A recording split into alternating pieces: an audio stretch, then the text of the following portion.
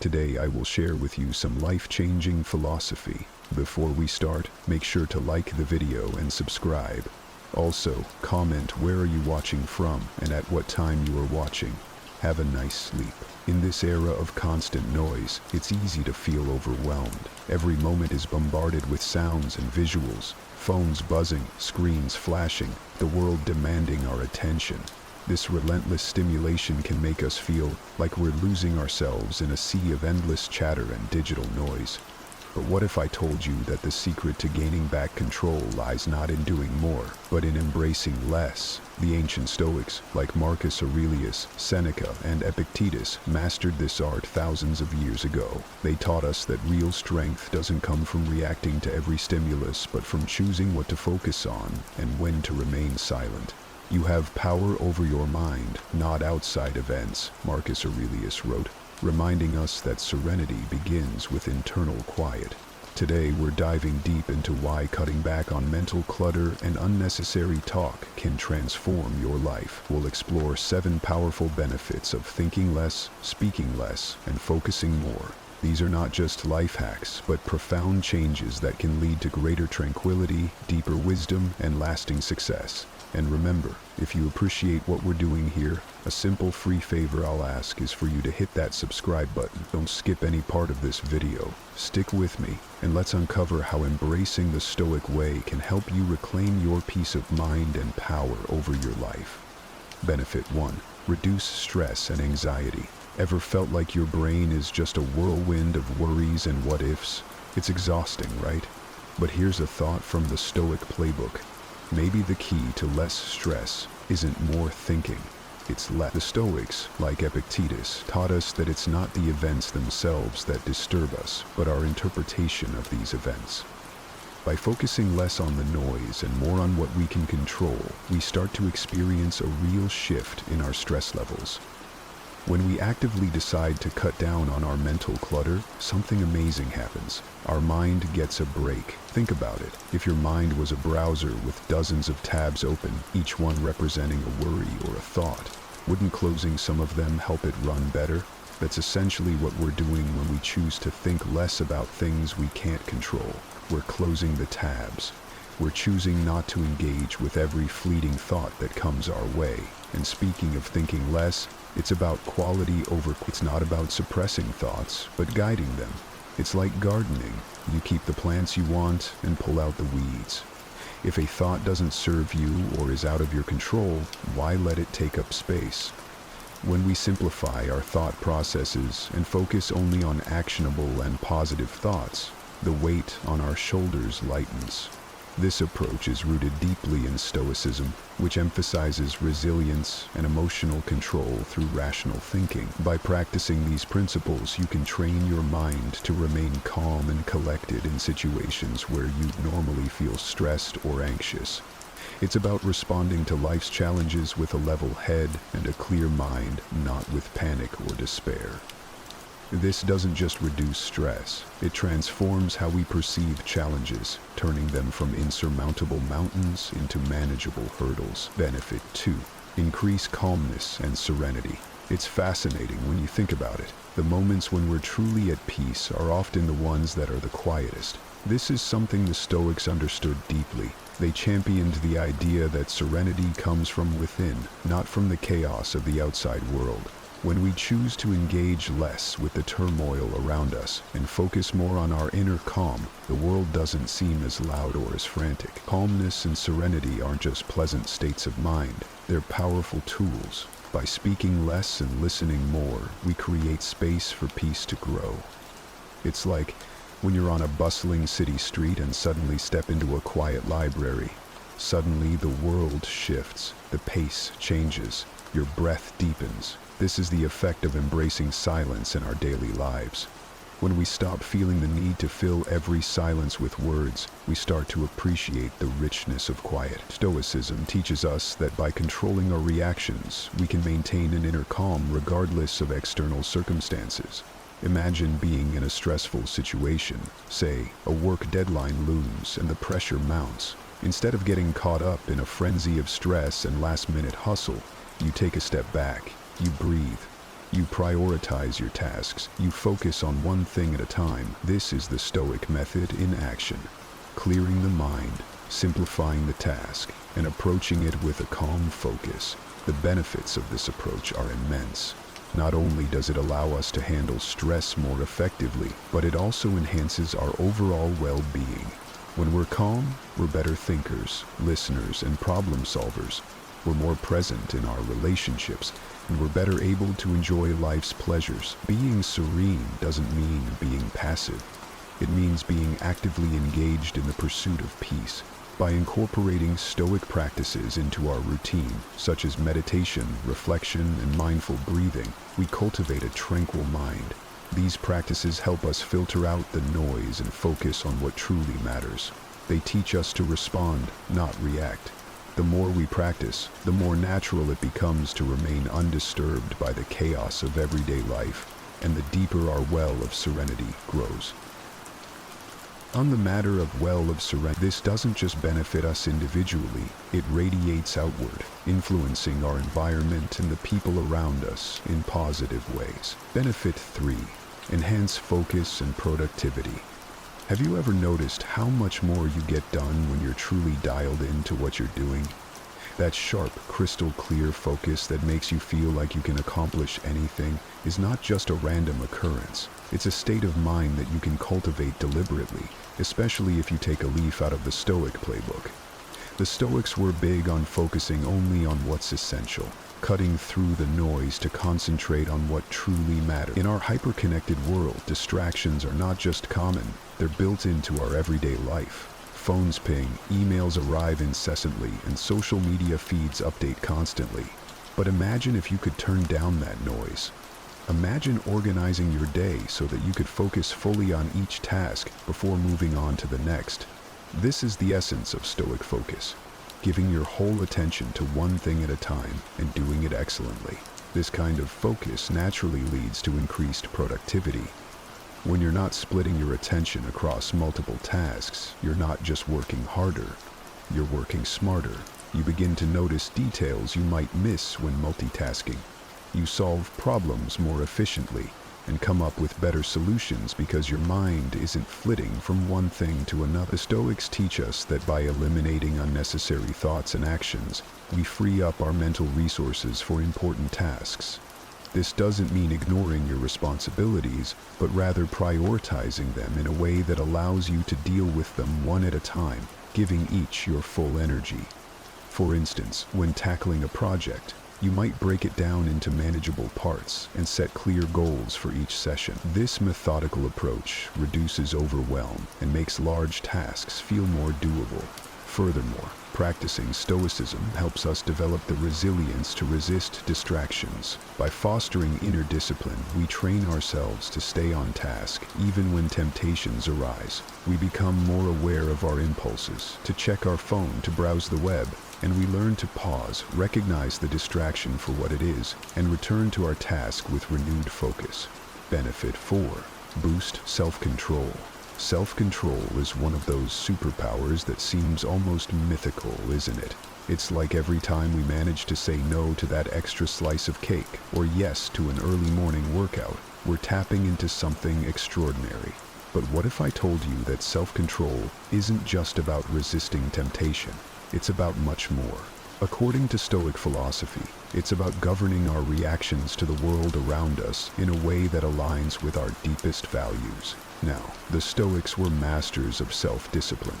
They believed that the path to happiness was paved with virtue, and that self-control was a critical part of that. For them, it wasn't about denying themselves the joys of life, but choosing not to be dominated by passions that could lead to irrational decisions and ultimately unhappiness. This is why they practiced moderation in all things, from their emotions to their actions. In today's context, boosting self-control can mean the difference between getting swayed by every little distraction that comes your way, or staying steadfast on your path to personal and professional fulfillment. Think about how often we're pulled away from important tasks by less important but immediately gratifying distractions. Every time you choose to focus on your work instead of checking your phone, you're exercising self-control. This kind of discipline directly impacts our productivity and our ability to achieve our goals. When you strengthen your self-control, you're not just improving your ability to work without interruption, you're also enhancing your ability to think critically and make decisions that are not influenced by fleeting emotions. This is essential because emotions can be powerful drivers of action, but when left unchecked, they can lead us astray. Stoicism offers practical steps for boosting self-control. For example, practicing mindfulness can help us become more aware of our impulses, allowing us to respond rather than react by taking a moment to pause. When an impulse strikes, we give ourselves the space to choose a response that aligns with our goals and values. This might look like taking a few deep breaths when feeling overwhelmed, or stepping back to assess whether our next action will help or hinder our progress. Enhancing self-control is about cultivating a deeper sense of peace and satisfaction. As we become more adept at controlling our impulses and managing our responses, we find that we're not only more productive but also more content. We're less at the mercy of the ups and downs of our emotions, and more in tune with a stable, balanced way of living. Benefit 5. Communicate more effectively. Communication is like the glue that holds our social fabric together, isn't it? Whether it's chatting with a friend, discussing a project at work, or even negotiating a deal, how we express ourselves plays a pivotal role in the outcome. Now, Stoicism might not be the first thing that comes to mind when you think about communication skills, but it's incredibly relevant. The Stoics were big on the idea that it's not just what you say, but how you say it that matters. They believed in the power of being measured and thoughtful with words, which is essential for clear and impactful communication. So, how does embracing a Stoic approach help us communicate more effectively? First off, it teaches us the value of listening. Seneca, one of the most renowned Stoic philosophers, famously said, "We have 2 ears and 1 mouth, so we should listen twice as much as we speak." This is golden advice in any conversation. Active listening helps us to really understand the other person's perspective, not just to wait for our turn to speak. It shows respect and allows for more constructive dialogues. When you truly listen, you respond more thoughtfully, which naturally enhances the quality of your interaction. Moreover, Stoicism encourages us to focus on clarity and brevity in our speech. The Stoics were not fans of rambling or speaking without purpose. They prized the ability to speak concisely and clearly, cutting through the noise and delivering messages in a way that could be easily understood.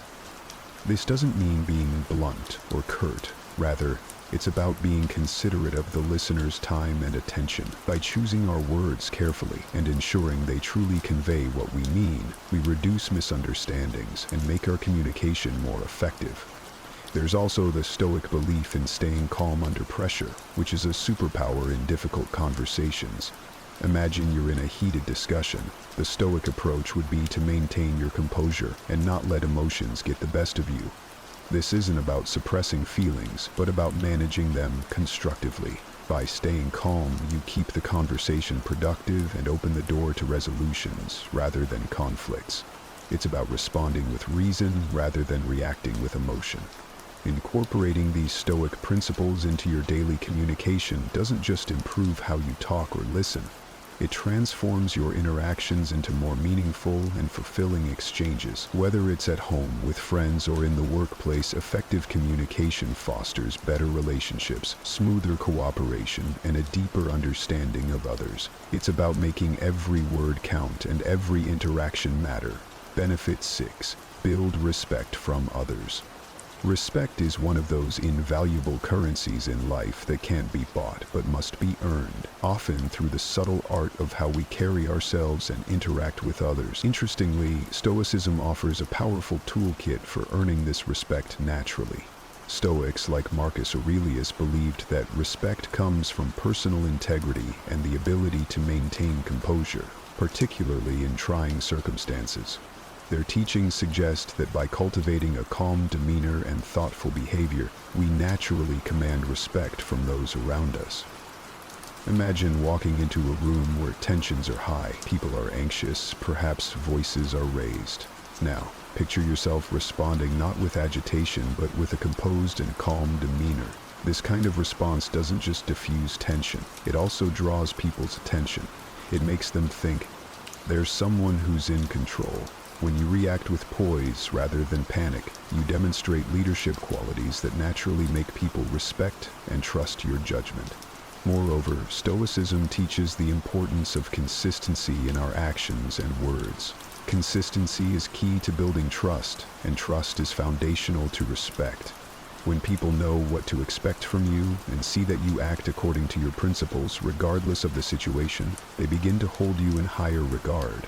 It's about showing, not just telling. If you consistently apply Stoic principles such as fairness, patience, and self-control, people are more likely to respect you because they see these virtues in action. Then there's the aspect of speaking wisely. Stoics placed great emphasis on thinking before speaking, ensuring that when words are used they are meaningful and considered. In a world where everyone seems to be shouting to be heard, choosing your words carefully can actually make you stand out. When you do speak, if your words consistently reflect wisdom and insight, people are more inclined to listen and value your input. This approach not only builds respect, but also establishes you as a thoughtful leader or colleague. Lastly, respect through Stoicism is also about showing respect to others. It's a reciprocal dynamic. By demonstrating respect for others' ideas, feelings, and contributions, you foster a respectful environment. This mutual respect not only enhances personal relationships, but also creates a more positive and productive community, be it in a professional setting or personal life. Benefit 7. Live a more meaningful and simpler life. Isn't it curious how sometimes when you strip away the excess, what you're left with feels so much richer? Stoicism teaches us this very principle, that a simpler life isn't about having less, but about making room for more of what truly enriches us. It's about decluttering not just physically, but also mentally and emotionally. This philosophy encourages us to focus on our core values and priorities, trimming away the distractions that don't serve us. The Stoics, like Epictetus, believed that freedom comes from within, from our ability to control our responses to the world around us, rather than being controlled by it. By reducing our desires to the essentials and focusing on what we can control, our thoughts, our actions, our responses, we can lead lives of greater significance and tranquility. Imagine living each day with a clear sense of purpose, where your energies are spent on actions that are directly aligned with your deep-seated values. This isn't just liberating, it's deeply satisfying. In practical terms, adopting a simpler, more meaningful lifestyle means making conscious choices about where to allocate your time and energy. It involves asking yourself whether each activity or commitment is bringing you closer to your ideal life or if it's merely filling time. This could mean opting to spend more time with family instead of attending yet another networking event, or choosing to read a book that enlightens you instead of mindlessly scrolling through social media.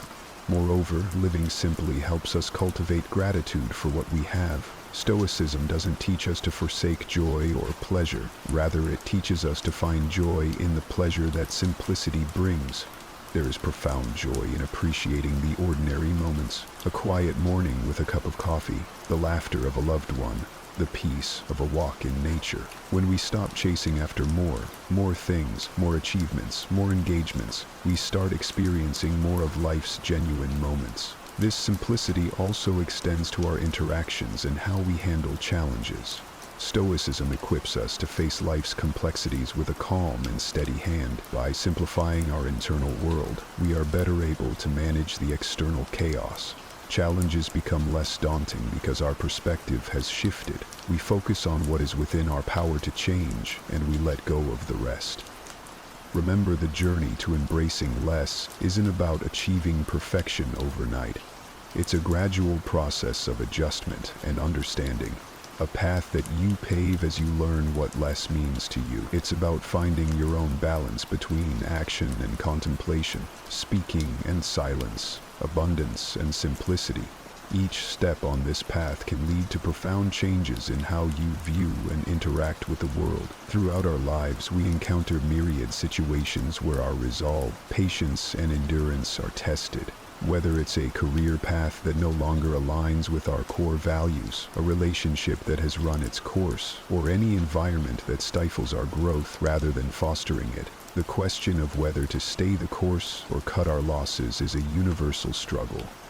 Think about the last time you felt stuck or conflicted about leaving a challenging situation. Was there a voice inside you suggesting it might be time to move on, yet another voice urging you to stay and fight harder? This inner conflict is not just about making a choice. It's about understanding the deeper values and principles that guide our decisions. Now let's introduce a fascinating perspective that can shed light on this topic. Stoicism. The Stoics, ancient philosophers who preached the virtues of wisdom, courage, justice, and temperance, provide a powerful framework for tackling our dilemma. They taught the importance of distinguishing between what is within our control and what lies beyond it. In facing a situation where we feel powerless or diminished, Stoicism asks us to question, can we influence the outcome? If not, might our energies be better directed elsewhere? Stoicism also teaches us about the concept of preferred indifference, external things that are nice to have but not essential to our core happiness and virtue. When we agonize over whether to walk away, we often fear losing these preferred indifferences. But by anchoring ourselves in Stoic wisdom, we can view our situation with greater clarity and equanimity, focusing on our inner character and what truly matters. In today's conversation, we will delve deep into these themes, exploring how Stoic principles can help us navigate the challenging decision of when to walk away. We'll discuss how to recognize when perseverance turns into self-sabotage, how to differentiate between meaningful struggle and needless suffering, and how to embrace the liberating act of letting go when it serves our greater good. Join me on this journey of self-discovery and empowerment, where we learn to listen to our inner wisdom, align with our deepest values, and make the courageous choices that shape our destiny. If this journey of introspection and courage speaks to you, I invite you to subscribe to our channel and stay with us throughout the entire video. Every moment is crafted to inspire and empower you, and I promise you won't want to miss a single part of this transformative exploration. So grab a cup of tea, settle in, and let's start this meaningful conversation together. When we talk about walking away, what images or scenarios come to your mind? Is it quitting a job that drains your spirit day after day? Is it ending a relationship that's lost its warmth and become a source of constant pain? Or perhaps it's stepping back from a long-cherished dream that, despite your best efforts, remains frustratingly out of reach. The decision to walk away can manifest in countless aspects of our lives, each with its unique challenges and implications.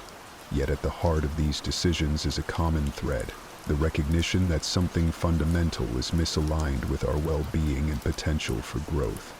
But why is making this decision so fraught with difficulty and hesitation?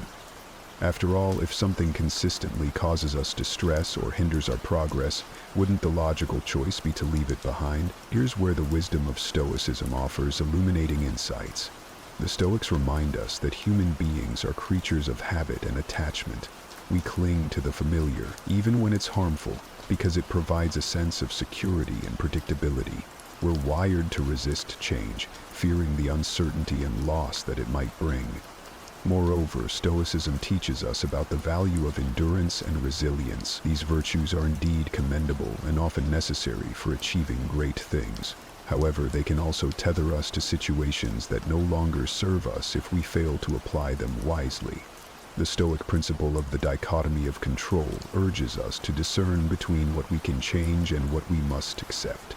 Sometimes, the bravest and most prudent action is to recognize when our efforts cannot alter the nature of an unhealthy job, a toxic relationship, or an unattainable goal. It's in these moments that walking away isn't an admission of defeat, but a testament to our understanding and courage.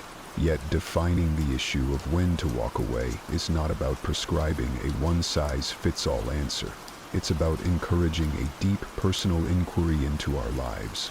It's about asking ourselves, are we holding on to something because it truly enriches us, Or are we driven by fear, inertia, or misplaced loyalty? Are we sacrificing our peace and potential for the sake of an illusory security or a misguided sense of duty? Stoicism teaches us to focus on living in harmony with nature, which includes our own nature, understanding our emotions and responding to life's challenges with virtue and reason. But how does this relate to knowing when to walk away? At its core, Stoicism helps us differentiate between what we can control and what we cannot. It encourages us to invest our energy wisely, focusing on our actions, attitudes, and responses rather than external outcomes beyond our control. Consider a situation where you're faced with persistent unhappiness or frustration. Perhaps it's a job that conflicts with your values or a relationship that's become toxic. Stoicism would urge you to ask, can I change this situation? Do I have power over these external circumstances? If the answer is no, the philosophy would then guide you toward accepting what you cannot change and contemplating whether staying in the situation aligns with living a virtuous and contented life. Now let's weave in another Stoic concept, the idea of amor fati, or love of fate. This principle encourages us to embrace whatever life throws at us, finding the opportunity for growth and learning in every situation. However, loving our fate doesn't mean resigning ourselves to endure unnecessary suffering or clinging to situations that diminish our well-being. Instead, it's about recognizing when our struggles serve a purpose and when they merely hold us back from realizing our potential. Through a Stoic lens, walking away is not about escaping challenges or shirking responsibility. It's about making a reasoned choice to direct our lives toward what is truly good for us, which sometimes means letting go of what we cannot change to focus on what we can. It's a testament to our ability to act with wisdom and courage, honoring our nature by seeking environments and relationships that allow us to flourish. As we further explore these theoretical perspectives, we'll delve into specific Stoic teachings and how they can inform our decisions at life's crossroads. We'll discuss how embracing Stoic virtues, wisdom, justice, courage, and moderation can empower us to make choices that resonate with our deepest values and aspirations. Have you ever heard the saying, experience is the best teacher? Well, it's true. Learning from real-life situations can profoundly impact our understanding and decision-making. When we muster the courage to walk away from situations that no longer serve us, we're not just turning our backs on something, we're stepping forward into new possibilities. But what exactly are these benefits? How does walking away open up avenues for personal growth and happiness? And how does Stoicism, with its deep roots in wisdom and virtue, help us appreciate these benefits even more? Firstly, walking away can lead to a profound sense of liberation. Imagine the weight lifting off your shoulders when you finally release a burden you've been carrying, perhaps a toxic relationship, a stifling job, or an unattainable goal. This newfound freedom allows you to breathe, to realign with your core values, and to invest your energy in pursuits that truly resonate with your authentic self. Stoicism teaches us the value of freedom, not as an external condition, but as an internal state of being. By choosing to walk away, we exercise our freedom to choose our path, embodying the Stoic ideal of living in accordance with nature, our own true nature. Moreover, walking away can catalyze personal growth and self-discovery. It's often in the aftermath of a difficult departure that we learn the most about ourselves, our resilience, our values, our desires. These insights are invaluable, shaping our character and guiding our future choices.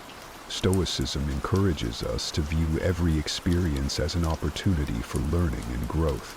Thus, when we walk away from a negative situation, we're not just escaping negativity. We're embracing the chance to develop virtues like wisdom, courage, and temperance, which are central to a well-lived life. Another significant benefit is the opportunity to cultivate healthier relationships and environments. By leaving a toxic situation, we create space for more positive and nourishing connections to enter our lives.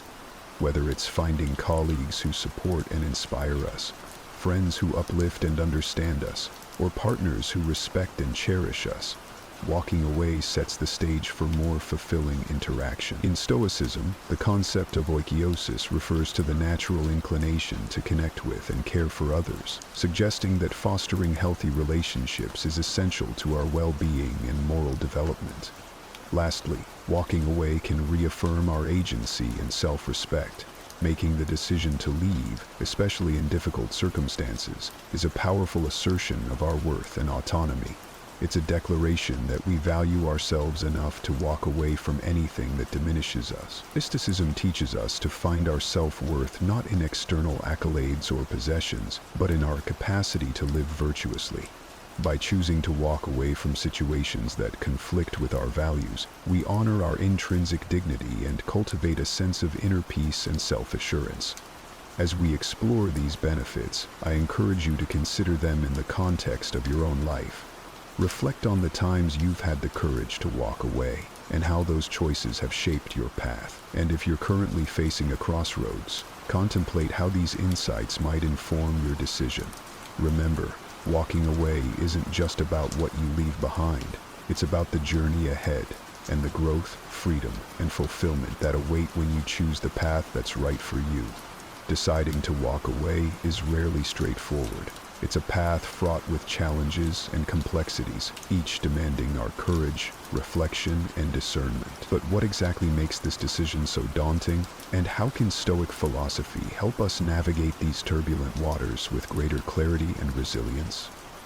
One of the foremost challenges is the emotional turmoil associated with walking away. Whether it's guilt, fear, regret, or sadness, a whirlwind of emotions can cloud our judgment and hinder our ability to make a decision aligned with our best interests. Stoicism, however, offers a valuable perspective. It teaches us to observe our emotions without being overwhelmed by them. By acknowledging our feelings and understanding their transient nature, we can make reasoned choices rather than reactive ones. The Stoics emphasize the importance of apatheia, a state of inner tranquility achieved by managing our passions and maintaining a rational perspective. This doesn't mean becoming emotionless, but rather developing the emotional resilience to face difficult decisions with composure and clarity. Another significant challenge is the fear of the unknown. Walking away often means stepping out of our comfort zone and into uncertain territory. What lies ahead? Will we regret our decision? Such questions can be paralyzing. Yet Stoicism encourages us to embrace uncertainty as an inherent part of life. It teaches us to focus on the present, doing our best with what's within our control and accepting what's beyond it.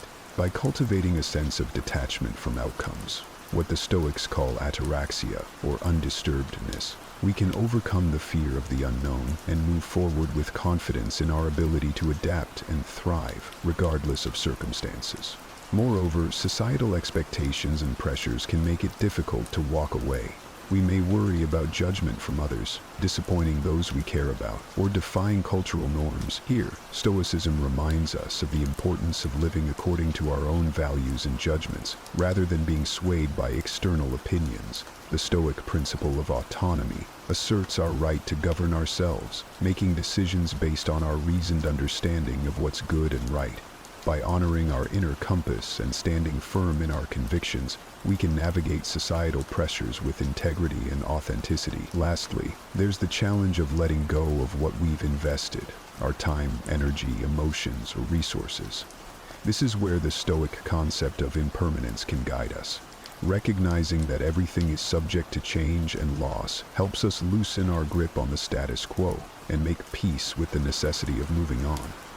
It encourages us to find fulfillment not in external circumstances, but in our capacity to live virtuously, irrespective of our situation. As we consider these challenges and considerations, let's reflect on how Stoicism not only illuminates the obstacles we face, but also empowers us to confront them with wisdom, courage, and equanimity.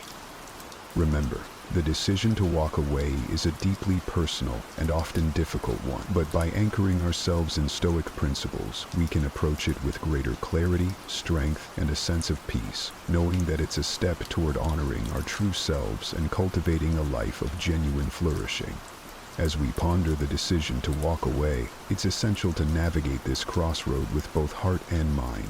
Making such a choice can be daunting, yet with the right guidance and a Stoic mindset, we can approach this decision with clarity and confidence. How do we then discern the right course of action, and how can Stoic wisdom illuminate this path? Let's delve into some guidance and advice that can help steer us in the right direction. Firstly, introspection is key. Take a moment to truly connect with yourself, to listen to your inner voice and identify what you truly value and desire in life. Ask yourself, does this situation align with my core values? Is it conducive to my growth and well-being? Reflecting on these questions allows us to make decisions that resonate with our authentic selves. Stoicism teaches us the virtue of self-awareness, encouraging us to know ourselves deeply and live in accordance with our nature. By aligning our choices with our values, we live with integrity and purpose, ensuring our actions are coherent with our true essence. Next, consider the concept of impermanence and the ever-changing nature of life, as highlighted by Stoicism. Acknowledge that both staying and walking away will lead to new experiences and challenges. Embrace the idea that change is an integral part of growth and development. When contemplating walking away, remind yourself that new beginnings are often hidden in endings. By accepting the flow of life, you can move forward with a sense of peace, understanding that change brings opportunities for learning and transformation. Moreover, engage in a reasoned analysis of your situation. Stoicism doesn't advocate for rash or emotion-driven decisions. Instead, it encourages us to use our faculty of reason to evaluate our circumstances logically. Consider the pros and cons, the potential outcomes, and the impacts of your decision.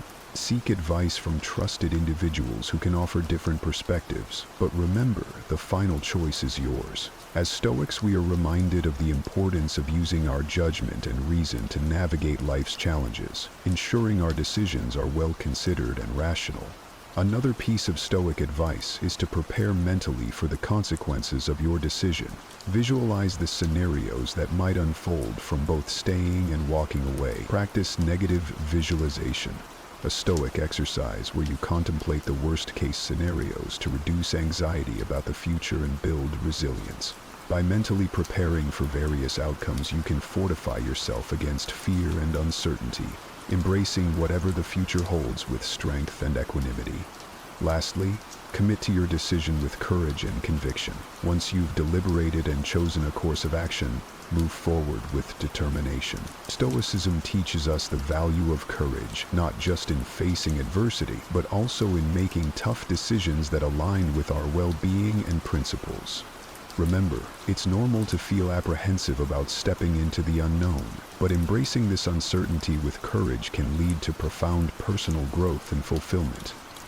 As we draw this discussion to a close, it's important to pause and reflect on the journey we've embarked upon together. The decision to walk away, laden with complexity and emotion, is a profound testament to our human experience. It's a decision that calls for wisdom, courage, and deep self-awareness. And while the path may be fraught with uncertainty and challenges, it's also strewn with opportunities for growth, liberation, and self-discovery. In the light of Stoicism, we are reminded that our power lies in our ability to choose our responses to the external world, to align our actions with our core values, and to pursue a life marked by virtue and meaning. Stoicism doesn't just offer philosophical musings. It provides practical tools and a robust framework to live a fulfilled and resilient life. It teaches us that while we cannot control external events, we have the utmost control over our judgments, intentions. As you stand at the crossroads, considering whether to stay or to walk away, remember the Stoic virtues: wisdom, to discern the best path; courage, to follow through on your decision; justice, to consider the impact on yourself and others; temperance, to maintain balance and self-control amidst change. Embrace the Stoic practice of reflection, envisioning the kind of life you wish to lead and the person you aspire to be. Let these insights illuminate your path, whether it leads you to stay and persevere or to step into the unknown with faith in your heart and clarity in your mind. Remember, walking away is not an end, but a beginning, a chance to realign with your authentic self, to cultivate new relationships and experiences, and to grow in ways you never thought possible. As Marcus Aurelius, a Stoic emperor and philosopher, once said, "The best revenge is to be unlike him who performed the injury." If you have been wronged, or if a situation no longer serves your highest good, choose to respond not with bitterness or regret, but with strength, dignity, and a forward-looking gaze. In conclusion, whether you choose to walk away or to stay, do so with deliberation and purpose. Let your decision reflect your deepest values and aspirations, and as you move forward, carry with you the lessons of Stoicism. That peace comes from within, that we are the architects of our reality, and that every choice we make is an opportunity to cultivate virtue, resilience, and joy. In a world that never sleeps, where every moment is documented and shared, there's a profound power hidden in silence and obscurity. It might seem counterintuitive, but sometimes the best way to truly connect with ourselves and forge a path forward is by stepping back from the limelight. This isn't just about taking a break. It's about strategically withdrawing from the noise to build something extraordinary in the shadows. Stoicism, an ancient philosophy that has surged back into relevance, teaches us the value of internal focus and resilience. By embracing periods of silence, we align more closely with our goals, shield ourselves from the distractions of external approval, and prepare ourselves for a transformation that's deeply rooted and genuinely impactful. Today, we're going to explore how disappearing isn't just for magicians or the introverted. It's a deliberate, powerful strategy that can lead to incredible personal growth and clarity. Whether you're looking to reinvent yourself, focus on a new goal, or simply find peace in a turbulent world, the lessons we delve into today will show you how turning down the volume of the world helps us to amplify our inner voice. Join me as we unpack the art of vanishing, not from the world, but into ourselves, and how this Stoic practice can lead to a life of contentment and achievement far beyond what the eye can see. If you appreciate this deep dive into transforming your life with Stoic wisdom, a simple favor I ask is to hit the subscribe button. And please, don't skip any part of the video to ensure you get the full breadth of insights we're going to explore together. Let's get started. First off, let's talk about silence. Silence is not just golden, it's transformative. Embracing quietude is more than merely refraining from speech. It's about choosing what to share and with whom, very carefully. In our everyday interactions, it's incredibly easy to fall into the trap of oversharing. From the mundane details of our daily routines to our loftiest aspirations. However, when we broadcast every aspect of our lives, we open ourselves up to external influences that can cloud our judgment and sway our direction. By keeping certain details to ourselves, we maintain control over our narrative and protect our mental space from noise and clutter. This approach is deeply rooted in Stoic philosophy, which values the power of self-mastery and control. Stoics believe that true freedom comes from within, and that managing our perceptions and reactions can lead to profound peace and effectiveness. So, when you choose to hold back from sharing every detail of your life, you're not just avoiding gossip or the potential misinterpretation of your words. You're also making a strategic decision to keep your focus sharp and your intentions pure. This selective sharing helps to fortify your goals against the fluctuations of public opinion and keeps you anchored to your true purpose. It's about crafting a life that aligns with your deepest values, not one that's continuously reshaped by every passing comment or criticism. The Stoics teach us that true strength and freedom come from within. This means valuing our own opinions and judgments above those of others, not out of arrogance, but as a form of self-respect and self-sufficiency. It's about assessing ourselves through our internal lens and criteria, not through the fluctuating and often unreliable external feedback loop. Why is this important? When we depend too heavily on the approval or disapproval of others, we become like leaves in the wind, unstable and reactive to every gust. By anchoring our self-worth in our own reasoned judgments, we cultivate a stable core. This stability is what allows us to navigate life's challenges with equanimity and focus. We begin to act not out of a desire to please or conform, but from a deep, consistent place of personal integrity and understanding. This doesn't mean we disregard the feelings or opinions of others. Rather, we weigh them against our values and reason. Stoicism doesn't advocate for emotional coldness, but recommends a judicious balance, where we listen to others yet are not swayed unless their reasoning aligns with our deeply held beliefs and values. It's about creating a mental fortress where the only opinions that breach the walls are those that have been scrutinized and found beneficial to our growth and well-being. Prioritizing self-assessment helps to mute the external noise that often clouds our judgments. This clarity is liberating. It frees up mental energy that was once consumed by worrying about how others perceive us, allowing us to focus more fully on our goals and actions. It fosters a sense of authentic living that is incredibly rewarding because each step you take is aligned with your true self. In a world where sharing every detail of our lives has become the norm, there is tremendous power in secrecy, especially when you're embarking on significant personal or professional projects. The Stoic philosophy advocates for action over proclamation, teaching us that true merit lies in what we accomplish, not in what we promise. Keeping your plans close to your chest is not about fostering a mysterious persona. It's about protecting your focus and energy. Every time details of your ambitions leak out, it's like small cracks forming in the foundation of your intent. Each crack might seem minor, but collectively, they can significantly weaken your resolve and distract from your purpose. When others are aware of your intentions, it opens the door for external opinions, doubts, and even sabotage, whether intentional or subconscious. Moreover, secrecy amplifies your commitment to your goals. By not broadcasting your plans, you avoid the premature satisfaction that public acknowledgement can bring. Studies have shown that when we announce our goals, we are often rewarded with premature praise that can diminish our motivation to see the plan through to completion. Stoicism teaches us to derive satisfaction from the act of doing and the personal fulfillment of seeing results, rather than from the accolades that might come from simply stating intentions. Additionally, keeping plans to yourself aligns with the Stoic practice of focusing on internal validation rather than external approval. It encourages a reflective and deliberate approach to your ambitions. You become more thoughtful in your actions and decisions because you are not influenced by the immediate reactions of others.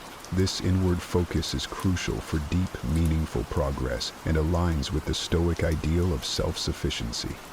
Whether you're advancing in your personal development, experiencing financial gains, or enhancing a skill, the journey you're on is deeply personal and inherently valuable.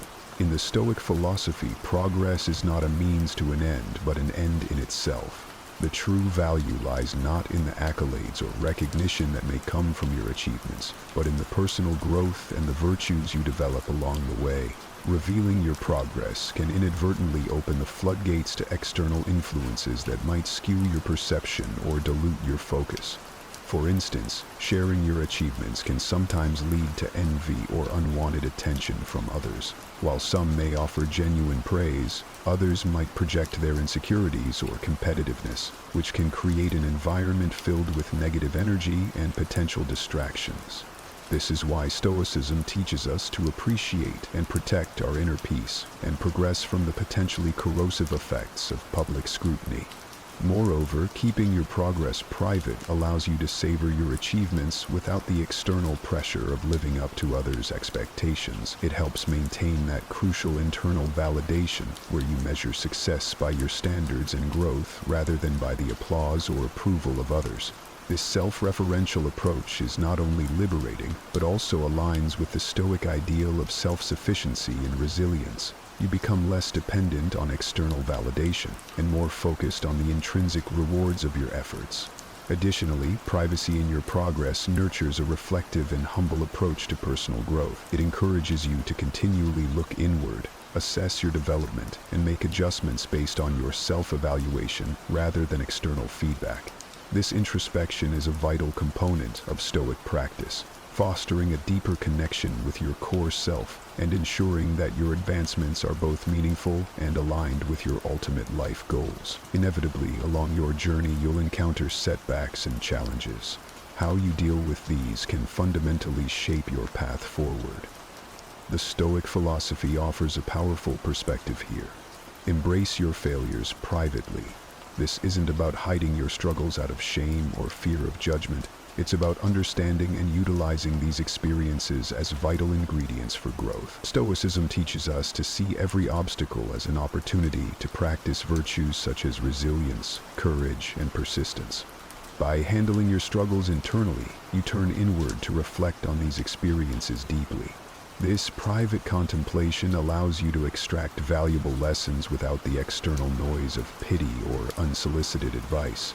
When you deal with your failures in solitude, you are not distracted by having to defend your actions or by the need to maintain a certain image. Instead, you can honestly assess what went wrong and why, which empowers you to make more informed and deliberate choices in the future. Moreover, embracing failures privately aligns with the Stoic idea of focusing on what you can control.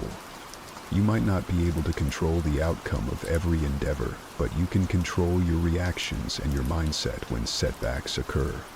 Instead of looking outward for validation or commiseration, look inward. Ask yourself what this failure teaches you, how it can contribute to your character, and how it can refine your strategies moving forward. This internal processing of failures builds mental toughness and independence, qualities that are essential for anyone striving to lead a life governed by Stoic principles. It strengthens your resolve as you come to realize that your path is yours to shape, regardless of external circumstances. Each failure, when embraced silently and wisely, builds a layer of resilience and fortitude, equipping you better for future challenges.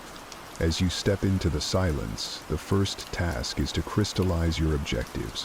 What do you aim to accomplish in this period of intentional quietude? Setting clear, tangible goals is not merely an exercise in thought. It's an essential part of the journey towards self-improvement and true personal transformation. Whether your focus is on learning a new language, enhancing your physical health, or launching a new venture, the specificity of your goals will serve as your North Star, guiding every step you take. Stoicism teaches us that the path to virtue and inner peace is paved with purposeful action. The Stoics didn't just endure life's challenges, they actively sought to overcome them by setting clear, actionable. This philosophy underscores the importance of having a well-defined target. Knowing precisely what you want to achieve gives your actions direction and meaning. It turns abstract aspirations into concrete plans, making them more attainable. Moreover, having a specific goal in mind allows you to measure your progress accurately. This measurement isn't just about reaching milestones, but about reflecting on the growth that each step brings. Every small achievement on the way to your larger goal is a testament to your commitment and a chance to cultivate virtues like discipline, perseverance, and resilience, key tenets of Stoic thought. When you pick a target, you're doing more than just setting a goal. You're mapping out a pathway for your personal evolution. This targeted approach ensures that every effort you make and every hour you spend is infused with purpose. It aligns perfectly with the Stoic belief in living deliberately. In the quiet solitude of your disappearance from the noise of the world, your clear, focused goals become beacons of light, keeping you oriented and motivated, no matter the obstacles you face. Once you have set your sights on a clear target, the next step is to align every aspect of your life with achieving that goal. This isn't just about occasional effort. It involves a fundamental restructuring of your daily life to make your ambitions not merely an aspect of your life, but the core of it. If your goal is to enhance your fitness, consider the practicality of living close to a gym or integrating physical activities into your daily routine that reinforce this commitment. If it's about acquiring knowledge, transform your living space into a haven of learning filled with books, documentaries, and access to online courses. Stoicism teaches us that discipline is not about restriction, but about aligning our actions with our true values. The Stoics view discipline as a form of self-love, a way to honor oneself by living in accordance with one's principles. By structuring your life around your goals, you practice this high form of self-discipline daily. This isn't just about filling your time with activities that push you toward your goals. It's about crafting a lifestyle that is wholly integrated with your objectives, ensuring that every hour contributes to your broader vision. Effective time management plays a crucial role in this process. It's about prioritizing activities that drive you toward your goal and cutting out the noise and distractions that divert you from your path. This focused dedication is what turns ordinary endeavors into extraordinary achievements. It's about making each day a building block for your success, where no moment is wasted and every action has purpose. Living this way requires a deep commitment and can be challenging, but it is immensely rewarding. As you align more closely with your goals, you'll find that your efforts start to feed into a larger momentum. This isn't just about reaching a destination, it's about becoming the kind of person who achieves these goals. Stoicism doesn't just encourage us to endure, it urges us to transform endurance into a dynamic, purpose-driven way of life. Embracing this lifestyle means more than just adhering to a new routine.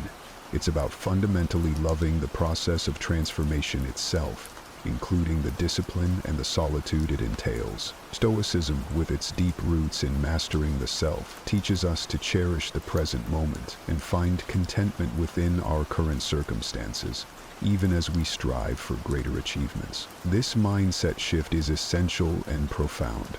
It requires you to view each day, each challenge, and each moment of solitude not as hurdles but as opportunities to grow and reinforce your commitment to your goals. Stoicism doesn't merely manage perceptions, it transforms them. It encourages us to see the beauty in the process and the strength in what might often feel like solitary endeavors. By learning to appreciate the quiet moments of effort and reflection, you align more closely with Stoic ideals that value inner peace and resilience over external rewards. Reprogramming your mind also means cultivating a mindset that does not shy away from discomfort.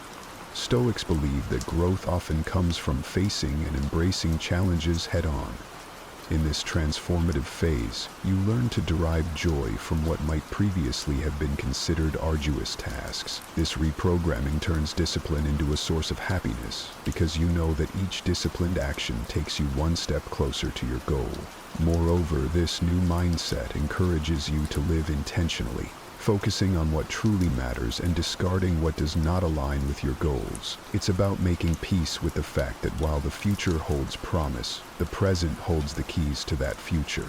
You start to see that true contentment comes not from reaching a distant goal, but from knowing that you are currently exactly where you need to be, doing exactly what you need to do. Adopting this Stoic way of thinking reshapes not just your actions, but your entire outlook on life.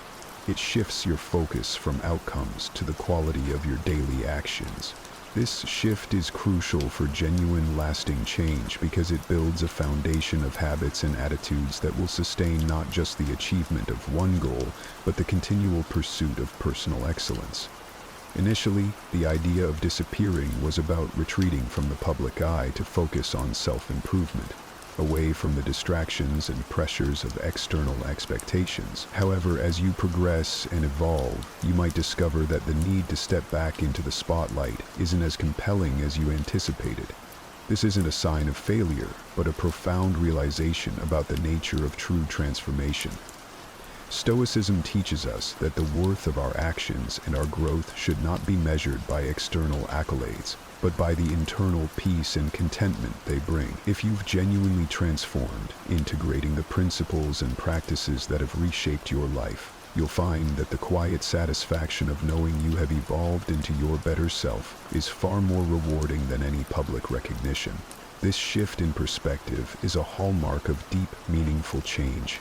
This process of reappearing then becomes less about making a grand entrance back into society and more about seamlessly integrating your new self into your everyday. It's not a moment of triumph broadcasted to elicit admiration, but a subtle, continuous expression of the new principles and insights that now guide your life. Your transformation becomes visible not through explicit displays, but through the quality of your actions and the serenity of your demeanor. Moreover, Stoicism reminds us that external recognition is fleeting. Today's accolades can easily become tomorrow's forgotten news. What remains, what endures, is the sense of fulfillment and self-contentment from knowing you live true to your values and capabilities. This enduring contentment becomes the true reward for your efforts, far surpassing the ephemeral satisfaction of external validation. Therefore, as you consider reappearing, remember that your transformation is an ongoing process. You are forever changed, not just for a moment, but for a continuous journey of self-evolution. Each day presents a new opportunity to live out the truths you've embraced. The need to reappear should never overshadow the greater need to remain authentic to your transformed self. Living out the Stoic virtues of wisdom, justice, courage, and moderation. Change feels like one of those big, intimidating mountains to climb. We're all looking for the shortcut, the quick fix that will change everything in an instant. It's easy to get caught up in the idea that transformation has to happen overnight, that we need to take dramatic leaps or make drastic changes in order to see real progress. I get it. I've been there. You set a goal and at first the excitement is there, the motivation feels like a fire, ready to burn through anything in its way. But after a few days that fire dims and suddenly the whole thing feels too big, too overwhelming, so you stop. But what if I told you that the key to real, lasting change isn't in the grand gestures but in the tiny, consistent steps? What if the transformation you're looking for was never meant to be a giant leap but a series of small steps, taken day by day, that build on each other? That's the power of incremental change. It's easy to dismiss small actions as meaningless or too insignificant to make a difference, but it's these very actions that over time compound and create real progress. The first step starts with realizing that real change doesn't happen overnight. It's not about perfection, it's about progression. 7 days might seem like a small amount of time, but it's enough to create the foundation for something greater. In this video, you'll see how simple daily actions, things you can start today, can begin shaping your future self. By the end of the week, you'll begin to notice the shift in your mindset, your energy, and your clarity. Are you ready to see what's possible in just 7 days? Before we begin, please subscribe and tap the notification bell so you never miss out on more amazing videos like this. Let's get started. Micro-learning, making informal learning a daily routine. Staying sharp in today's world feels like a constant battle. We're bombarded by distractions at every turn, social media notifications, the never-ending stream of news, the constant pull of entertainment. It's hard to keep up with everything, let alone take the time to focus on something that truly expands our knowledge. Our attention spans are shorter, our minds pulled in a million directions. And yet, we all know the value of learning, of growing, evolving, and staying curious. But how? How do we make room for that in a world that seems to move faster than we can keep up? That's where the idea of micro-learning comes in. Micro-learning isn't about diving into textbooks or dedicating hours of your day to study. It's about small, bite-sized chunks of knowledge that you can consume daily in the midst of your busy life. We all know that we can't always sit down for an hour-long lecture or spend an entire afternoon reading a book.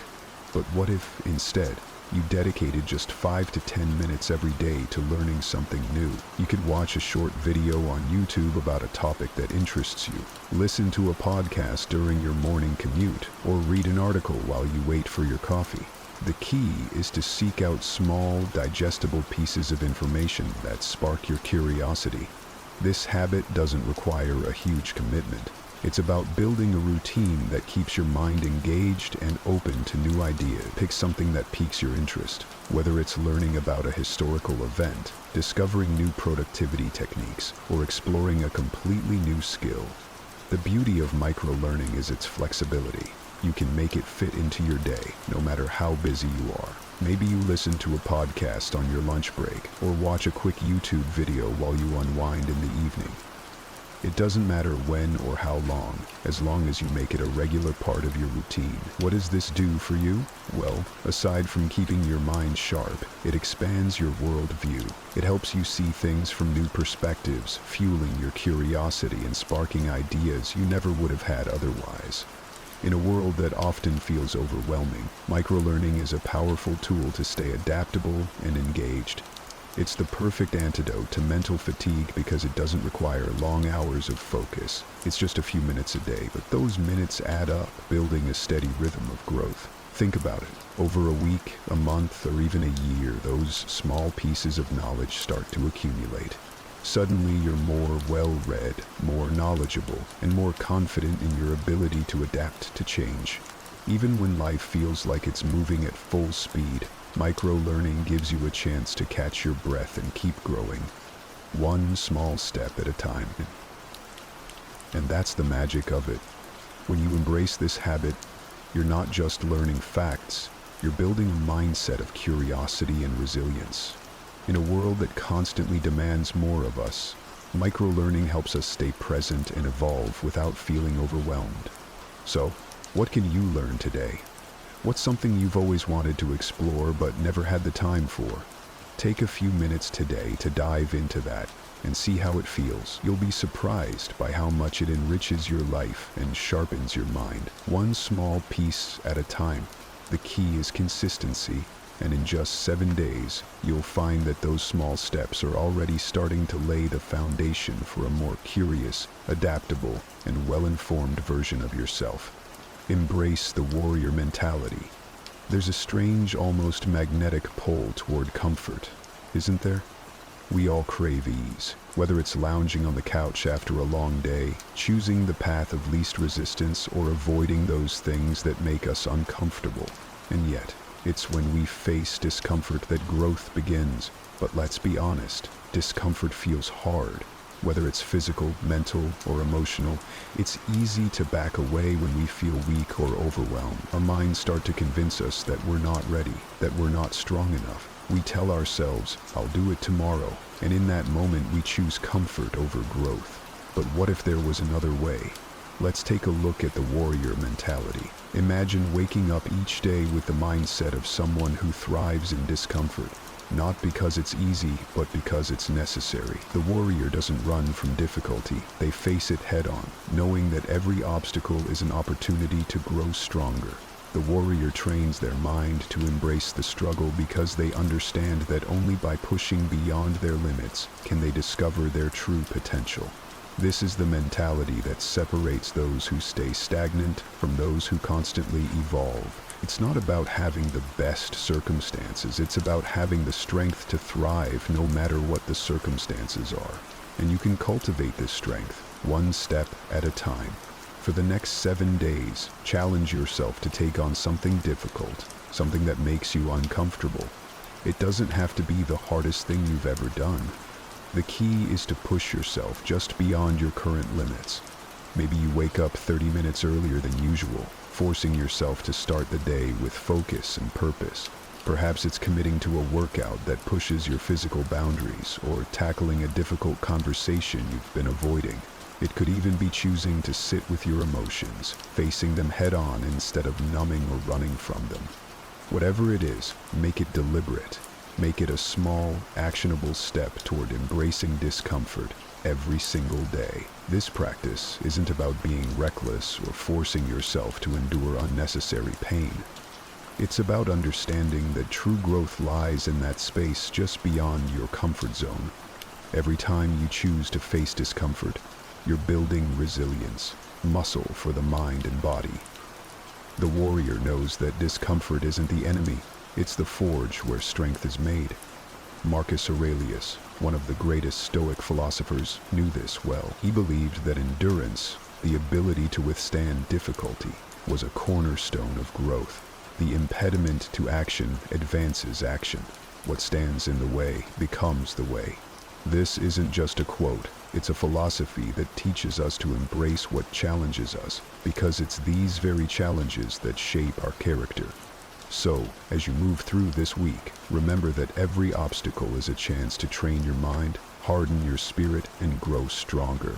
The discomfort you face is not a signal to stop. It's a sign that you're on the right path. Each time you lean into that discomfort, you're building the resilience that will carry you through anything life throws your way. At the end of the week, you'll look back not just on the hard things you've done, but on the person you've become in the process. Strength is forged in discomfort. The warrior mentality isn't something you're born with. It's something you build, one step at a time. And as you do, you'll find yourself more prepared for whatever challenges lie ahead, knowing that you are capable of much more than you ever imagined. Build discipline through daily practice. We've all been there, dreaming big, setting lofty goals, and imagining the incredible results we want to see. We get excited, ready to jump in and make a change, but then the hard truth sets in. Results don't happen overnight. The idea of instant transformation, of suddenly being great at something, feels enticing, but it's far from realistic. We want to skip past the struggle and get straight to the end where success is waiting. But facing reality is realizing that success doesn't come from shortcuts. It comes from consistent, daily effort. It comes from the discipline to keep showing up, even when you don't feel like it. Discipline is the key that unlocks all the potential you've been hoping to tap into. I'll give you an example. Think of someone who seems naturally gifted at something. Maybe they're a musician, an athlete, or even a writer. It's easy to assume they were born with that talent. But the truth is, talent only gets you so far. The real difference between those who succeed and those who don't is the commitment to consistent practice. I remember hearing about a musician who was far from the most naturally talented in his class. He didn't have the natural ease others seemed to possess. But what he had was discipline. He practiced relentlessly, every single day. Over time, his commitment turned what seemed like an insurmountable challenge into second nature. The truth is, discipline trumps talent every time. It's the muscle that turns raw potential into results. For the next 7 days, I challenge you to choose one area of your life, whether it's a skill you want to develop, a fitness goal you want to achieve, or a personal habit you want to strengthen, and practice it daily, whether it's 10 minutes or an hour. Make it a non-negotiable part of your routine. It's not about doing it perfectly. It's about showing up and doing the work, even when you don't feel like it. Over the week, you'll start to see the compound effect of your efforts. Small actions, repeated consistently, begin to add up. What seemed like a slow, insignificant effort at first will snowball into something powerful. You'll start to notice improvements in your skill, your focus, and your confidence. That's the beauty of discipline. It doesn't require perfection, only persistence. But discipline isn't just about achieving external results. It's about building character. Every time you choose to practice, you're not just getting better at your chosen skill. You're growing as a person. You're teaching yourself the value of persistence, the power of consistency, and the strength that comes from pushing through resistance. It's a reminder that growth is a process, and perfection is an illusion. You don't need to be perfect to improve. You don't need to get it right every time. What matters is that you show up again and again, trusting that each practice session is a step closer to mastery. Discipline isn't about being the best right now. It's about becoming better than you were yesterday. And when you take that approach, the results will follow naturally and steadily. So let go of the expectation of instant success and embrace the process. The results are inevitable when you commit to the work. Discipline, after all, is the bridge between where you are and where you want to be. Organize your space for greater clarity and productivity. Clutter has a way of creeping into our lives, doesn't it? Whether it's piles of paper on our desks, a chaotic inbox, or a cluttered mind that can't focus for more than a few minutes, the mess adds up.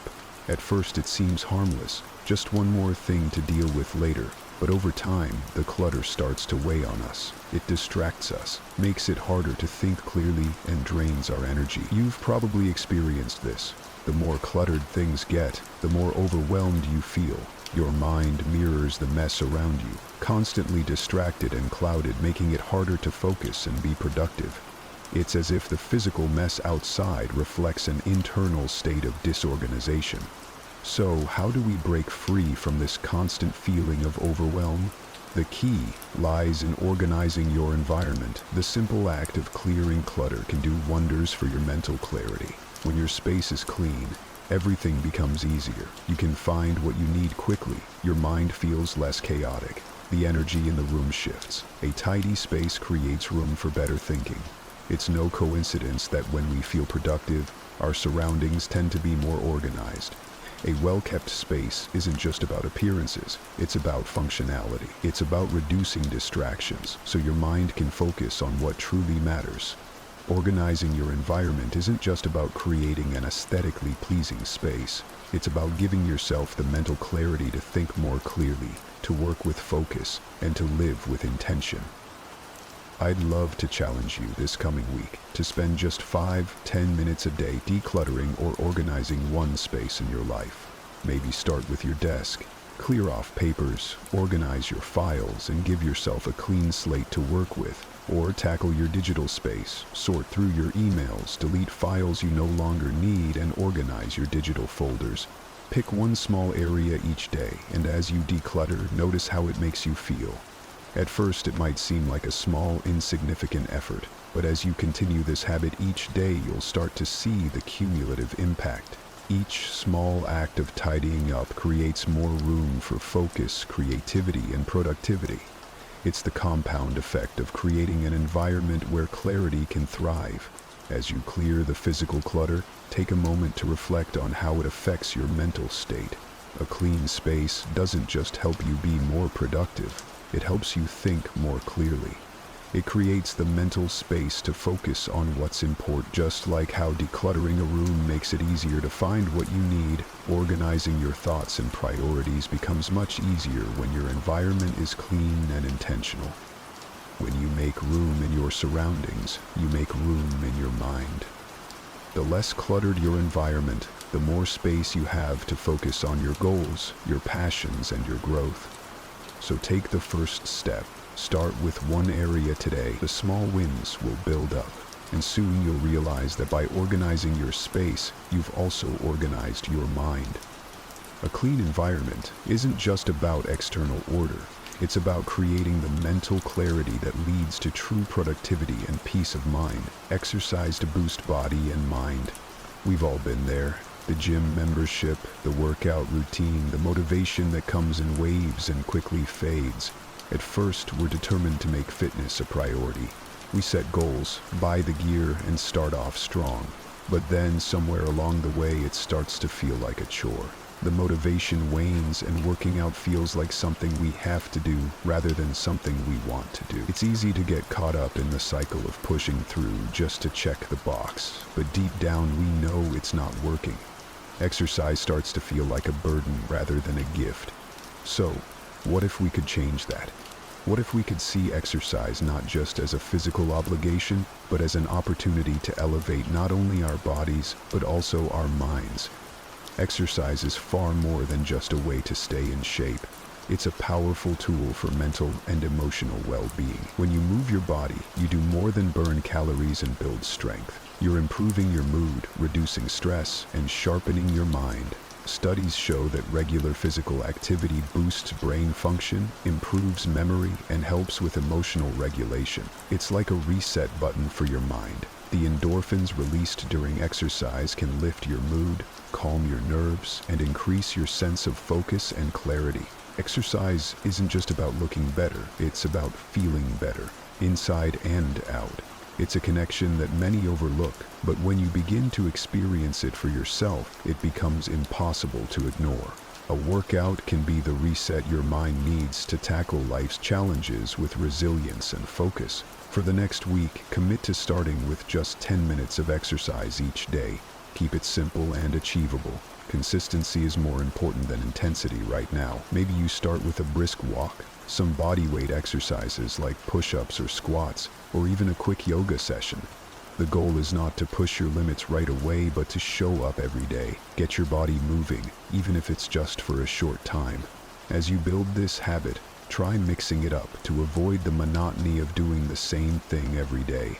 Try a new workout style, explore a different activity, or challenge yourself in a new way. The key here is consistency. Don't worry about making it perfect, just commit to doing it daily. Over time, those 10 minutes will feel less like a task and more like a vital part of your routine. As you continue to exercise, think about the bigger picture. Each time you push yourself physically, you're also pushing yourself mentally and emotionally. Exercise builds resilience. It's not just about physical endurance. It's about learning how to push through discomfort, to show up even when you don't feel like it, and to grow through challenges. That moment when you feel like you can't go any further, whether you're running, lifting weights, or stretching, can teach you more about yourself than any other task. The mental toughness you develop in these moments carries over into other areas of life. You learn that you can handle more than you thought. You learn to sit with discomfort, knowing that it's temporary and that growth often comes from pushing beyond what you thought were your limits. So, as you commit to these daily workouts, remember that you're not just training your body. You're strengthening your mind, your emotions, and your resilience. Exercise isn't just physical. It's a tool for becoming the best version of yourself. When you show up for your body, you're also showing up for your mental and emotional growth. The power of small habits.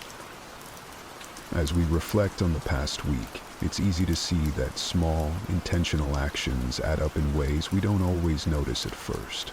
Whether it was dedicating a few minutes each day to learning something new, embracing discomfort to build resilience, committing to daily practice, organizing your space for clarity, or incorporating exercise to strengthen both body and mind, each of these habits has laid the groundwork for something bigger. The key takeaway here is simple. 7 days, while short, is more than enough to get the ball rolling. It's the start of a journey, not the end. These small habits are like seeds that, with consistency, will grow into something meaningful and life-changing. But don't stop here. As you continue to integrate these habits into your routine, you'll begin to notice not just changes in the external world around you, but internal shifts as well. Each day you show up for yourself. Each time you decide to practice discipline, push through discomfort, or make space for growth, you're creating momentum. The beauty of momentum is that once it's in motion, it becomes easier to keep going. Each step forward builds on the one before, creating a ripple effect of change. It's not about achieving perfection or expecting instant results. It's about committing to the process, trusting that each small action compounds over time, leading to lasting transformation. Change, as we know, is rarely immediate, and it's certainly not always linear. But every day you put in the effort, you're reinforcing the foundation of a better version of yourself. The work you put in now is what will pay off in the future. So, keep going. What is the secret to greatness? I can tell you what it's not. It's not doing nothing. It's not waiting around for a lottery ticket. It's definitely not blaming the world, because blaming the world won't change anything. So what is it? We're going to explain that secret in this video in 5 steps that you can follow right at home. But we didn't discover this. 2,000 years ago, the Stoics did. What they invented and developed was so powerful that it made believers of people as different as Roman emperors and slaves. The world may have changed since then, but the psychological truths that push people to greatness have not. Now, I can't tell you what it takes to achieve greatness in 30 seconds. That's what this video is for. But I can give you a summary of what they found. Our power doesn't lie in controlling the things that happen. It can't, because we can't. Our power lies in mastering our response to the things that happen to us and the circumstances that we can change. And if you can learn to do that, you have solved the problem. Greatness is yours. But not me. It won't work for me. I can hear some of you saying, things never work out for me. My situation is different. I'm here to tell you that it will work for you, if you try. I'm going to give you a plan that will get you there, and here it is in outline form. First, you must focus. Second, you must change your thoughts to change your reality. Third, you must work to achieve a flow state in your life. Fourth, you must act according to your values. Fifth, you must make the world your arena. The most important of these is the first one. Focus. Above all and above everything else, you must focus. The great Stoic philosopher Seneca once said, "To be everywhere is to be nowhere." What this means is that when we spread our attention across too many things simultaneously, we aren't present or effective with any of them. Seneca is warning us that multitasking and constant distraction prevent deep engagement. It was true in his time, and it's true in ours. In modern life, when our attention jumps between emails, social media, work tasks, and conversations, we experience only the surface of each without making a meaningful impact. True effectiveness comes from being fully present with one thing at a time. A mind that tries to be everywhere, attending to many tasks at once, ends up being nowhere, not fully engaged with anything. This connects with modern research showing that multitasking reduces cognitive performance and depth of thought. Seneca, in other words, recognized that scattered attention leads to scattered results. You may appear busy, but you accomplish little of significance, and what matters in the world we live in is results. The Stoic approach values depth over breadth, because that's what gets results. Computer science professor Cal Newport calls the ability to focus without distraction deep work, defining it as professional activities performed in a state of distraction-free concentration that push your cognitive capabilities to their limit. This modern concept mirrors what the Stoics practiced as mental discipline. While Newport's research demonstrates that deep work is profitable in today's economy, the Stoics would argue it's always been essential for a well-lived life. The evidence against multitasking keeps building. Research from Stanford University shows that heavy multitaskers perform worse on cognitive control tests and struggle more with filtering relevant information.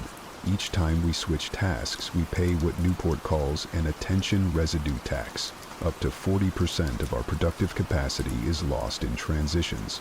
So it follows that if you stay focused, you'll be up to 40% more effective. How can we reclaim our focus in a world designed to fragment it? Here are practical techniques you can follow to do deep work. Begin with morning intention setting, a practice Marcus Aurelius followed religiously. Before emails and notifications, decide what deserves your deepest attention today.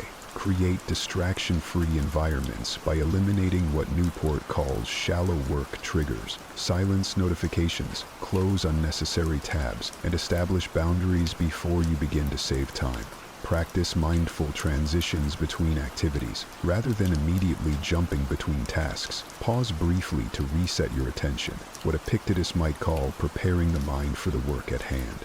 By preparing yourself in this way, you'll set yourself up for success. True greatness in work and character emerges from the discipline of focused attention. But focus alone isn't enough. Once you've mastered your attention, you must direct it toward the right thoughts. This brings us to our second principle, changing your thoughts to change your reality. The Stoics understood that our perceptions shape our experience more profoundly than external circumstances. As Marcus Aurelius wrote, "The happiness of your life depends upon the quality of your thoughts." This insight, that we can transform our reality by transforming our thinking, forms the foundation of what we call cognitive behavioral stoicism, the deliberate practice of regulating your thoughts to improve your life. The practice is straightforward. Whenever you enter a thought spiral, apply the Stoic test. Ask yourself, is this within my control? If the answer is no, practice acceptance. If it's yes, channel your energy toward constructive action instead of rumination. There's a modern psychological technique with a similar orientation called CBT, short for cognitive behavioral therapy. It's a psychotherapy approach that focuses on identifying and changing unhelpful thinking patterns and behaviors. The premise of CBT is that our thoughts, feelings, and behaviors are interconnected, meaning that negative patterns in any of these areas can create and maintain psychological distress. To fix ourselves, we must fix those patterns by focusing on them. CBT helps people develop more helpful ways of thinking and behaving. Here's an example. When something bad happens, most people fall into destructive thought patterns. This always happens to me. Everything is ruined. I can't handle this. The Stoics recognized these as false impressions, judgments that we add to neutral events. If we add them, that means we can also stop adding them. Epictetus taught that it's not what happens to you, but how you respond to it that matters. Consider how differently your day unfolds when you view challenges as opportunities rather than obstacles. This creates a feedback loop of empowerment. When you reframe negative thoughts, Your emotional responses shift, your actions become more effective, your outcomes improve. Modern cognitive behavioral Stoicism has rediscovered what the Stoics knew. We can question our automatic thoughts and choose more rational interpretations. When we do this, we free ourselves from unnecessary suffering and expand our potential. When we are at our maximum potential, we tend to be in a state of flow, and that leads us to our third principle. You learn to creating the conditions to achieve that flow state.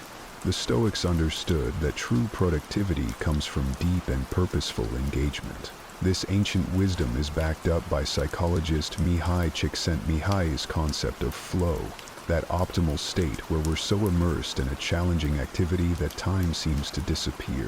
Flow represents the perfect balance between skill and challenge.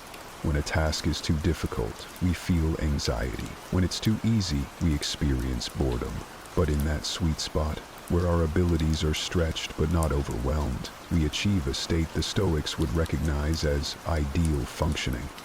Seneca's advice to be present where you are anticipates Csikszentmihalyi's research by millennia. Both recognize that divided attention prevents the deep engagement necessary for excellence.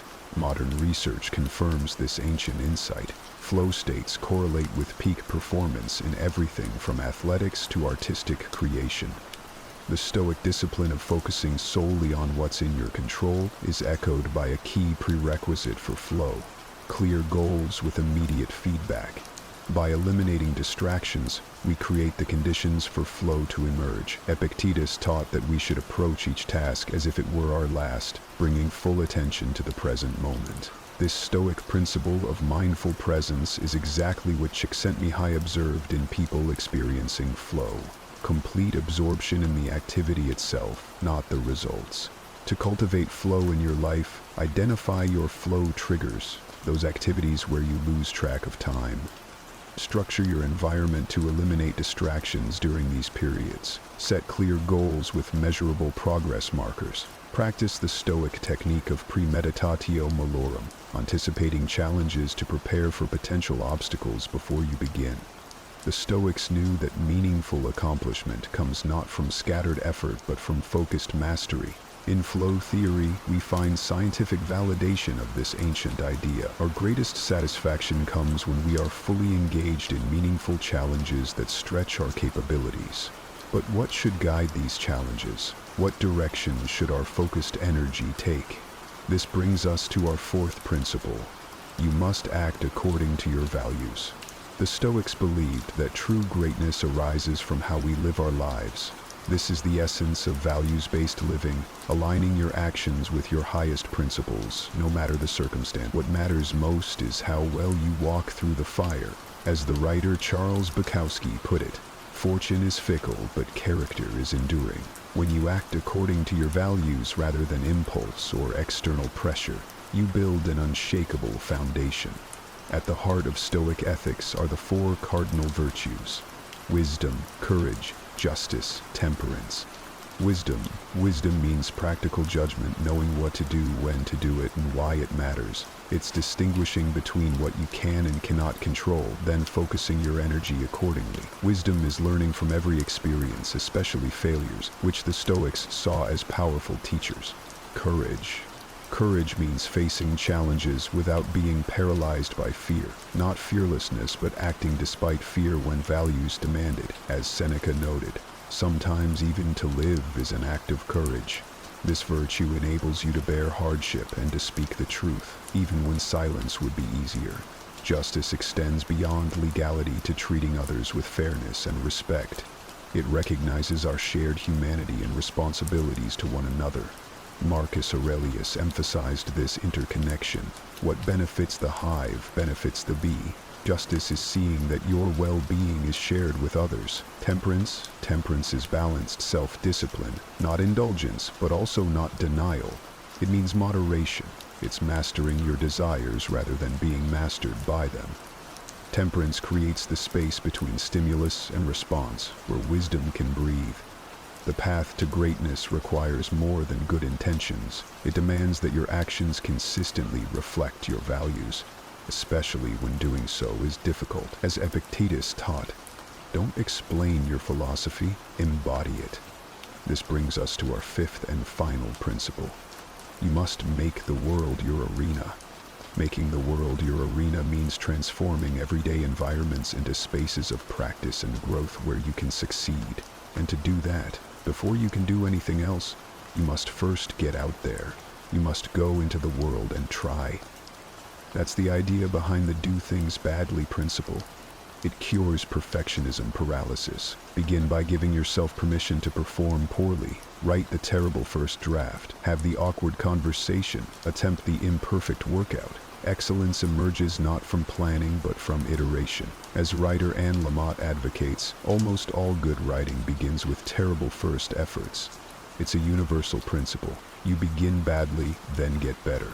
If it helps, you can use a strategy we call if-then statements. Rather than saying, I'll exercise more, commit to, when I wake up on Monday, Wednesday, and Friday, I'll put on my running shoes and jog for 20 minutes. Research by psychologist Peter Gallwitzer shows that this approach dramatically increases follow-through by linking specific situations to the behaviors you want to see. If you need more help, consider using the 5-minute rule. Commit to just 5 minutes of the challenging activity. A minimal commitment bypasses psychological resistance and helps get you started. Once begun, continuation becomes easier thanks to your momentum. 5 minutes often becomes a full session of your intended activity. When you put all these strategies together, you end up establishing practical approaches as habits. Go outside your designated spaces to make the entire world the place where you practice. That's how you get started on the path to greatness. At the top of this video, we began by asking, what is the secret to greatness? Now you know. It's not some mysterious formula reserved for the lucky few. It's a practical, proven path that anyone can follow. Let these 5 Stoic principles: focus, thought management, flow, values-based action, and making the world your arena be your framework for transformation, your path to stepping into greatness. When you master your focus, you gain the ability to direct your attention where it matters most. By changing your thoughts, you reshape your reality. Through flow, you tap into your highest potential. By acting according to your values, you build unshakable character. And by making the world your arena, you turn philosophy into practice, creating meaningful change in your life and the lives of others. Remember, greatness isn't about perfection, it's about progression. The Stoics understood that we're all works in progress. Every day presents new opportunities to apply these principles, to stumble, to learn, and to grow stronger throughout the process. As Marcus Aurelius reminded himself each morning, when you arise in the morning, think of what a precious privilege it is to be alive, to breathe, to think, to enjoy, to love. So begin today. Start badly if you must, but start. Focus your attention on what truly matters. Challenge your limiting thoughts. Find your flow. Live your values. Make every environment you move through an arena for practicing these timeless principles. The path to greatness lies before you. Now, it's your turn to take that first step. Does your mind seem hardwired to focus on the negative? Scientists call this the negativity bias, and today we're going to learn how to combat it. To quote David Goggins, the same voice that says, give up, can also be trained to say, keep going. In this video, we'll go over 5 techniques you can use to banish negativity from your life and shift to a proactive Stoic mindset. Because you don't have to let negativity win. You can use your mind to stay focused on what you can change and then make that change happen in the world. We'll start with cognitive diffusion, a powerful method to create distance between you and your thoughts. Then, we'll move on to pattern interruption, a technique to break negative thought loops in their tracks. After that, we'll describe negative visualization with a twist, an ancient Stoic practice reimagined for the modern mind. We'll go into behavioral activation, because sometimes the best way to change your thoughts is to change your actions. And finally, we'll talk about mental model design, restructuring your thought patterns so they serve you and not the other way around. But before we begin, let's answer the question, when is negativity a problem? It's not wrong to say I can't find my wallet or I'm locked out of my house. That's not what I mean by negativity. What I mean by negativity is very opinionated, negative thoughts that aren't helping you achieve your goals. Thoughts that are only causing you to feel bad and work less. These are the kinds of thoughts that would fit under the category of depression or sometimes even apathy. Our core belief here is that we live in a world where we can improve our situation with our thoughts and our actions. If what you're thinking goes against this, we call that negativity. As Epictetus said, we can't control what happens to us, but we can control our reactions to it. Having better reactions is what this video is about. So let's get started with our first technique, cognitive diffusion. What does that mean? Cognitive diffusion is a psychological technique that helps you step back from your thoughts and see them for what they really are. They are just thoughts, not facts or reality. The word diffusion is the opposite of fusion. It's about separating yourself from your thoughts for a moment instead of being fused or stuck to them. Here are a few examples of how cognitive diffusion works in action. Instead of saying, "I'm a failure," you learn to notice, "I'm having the thought that I'm failing right now."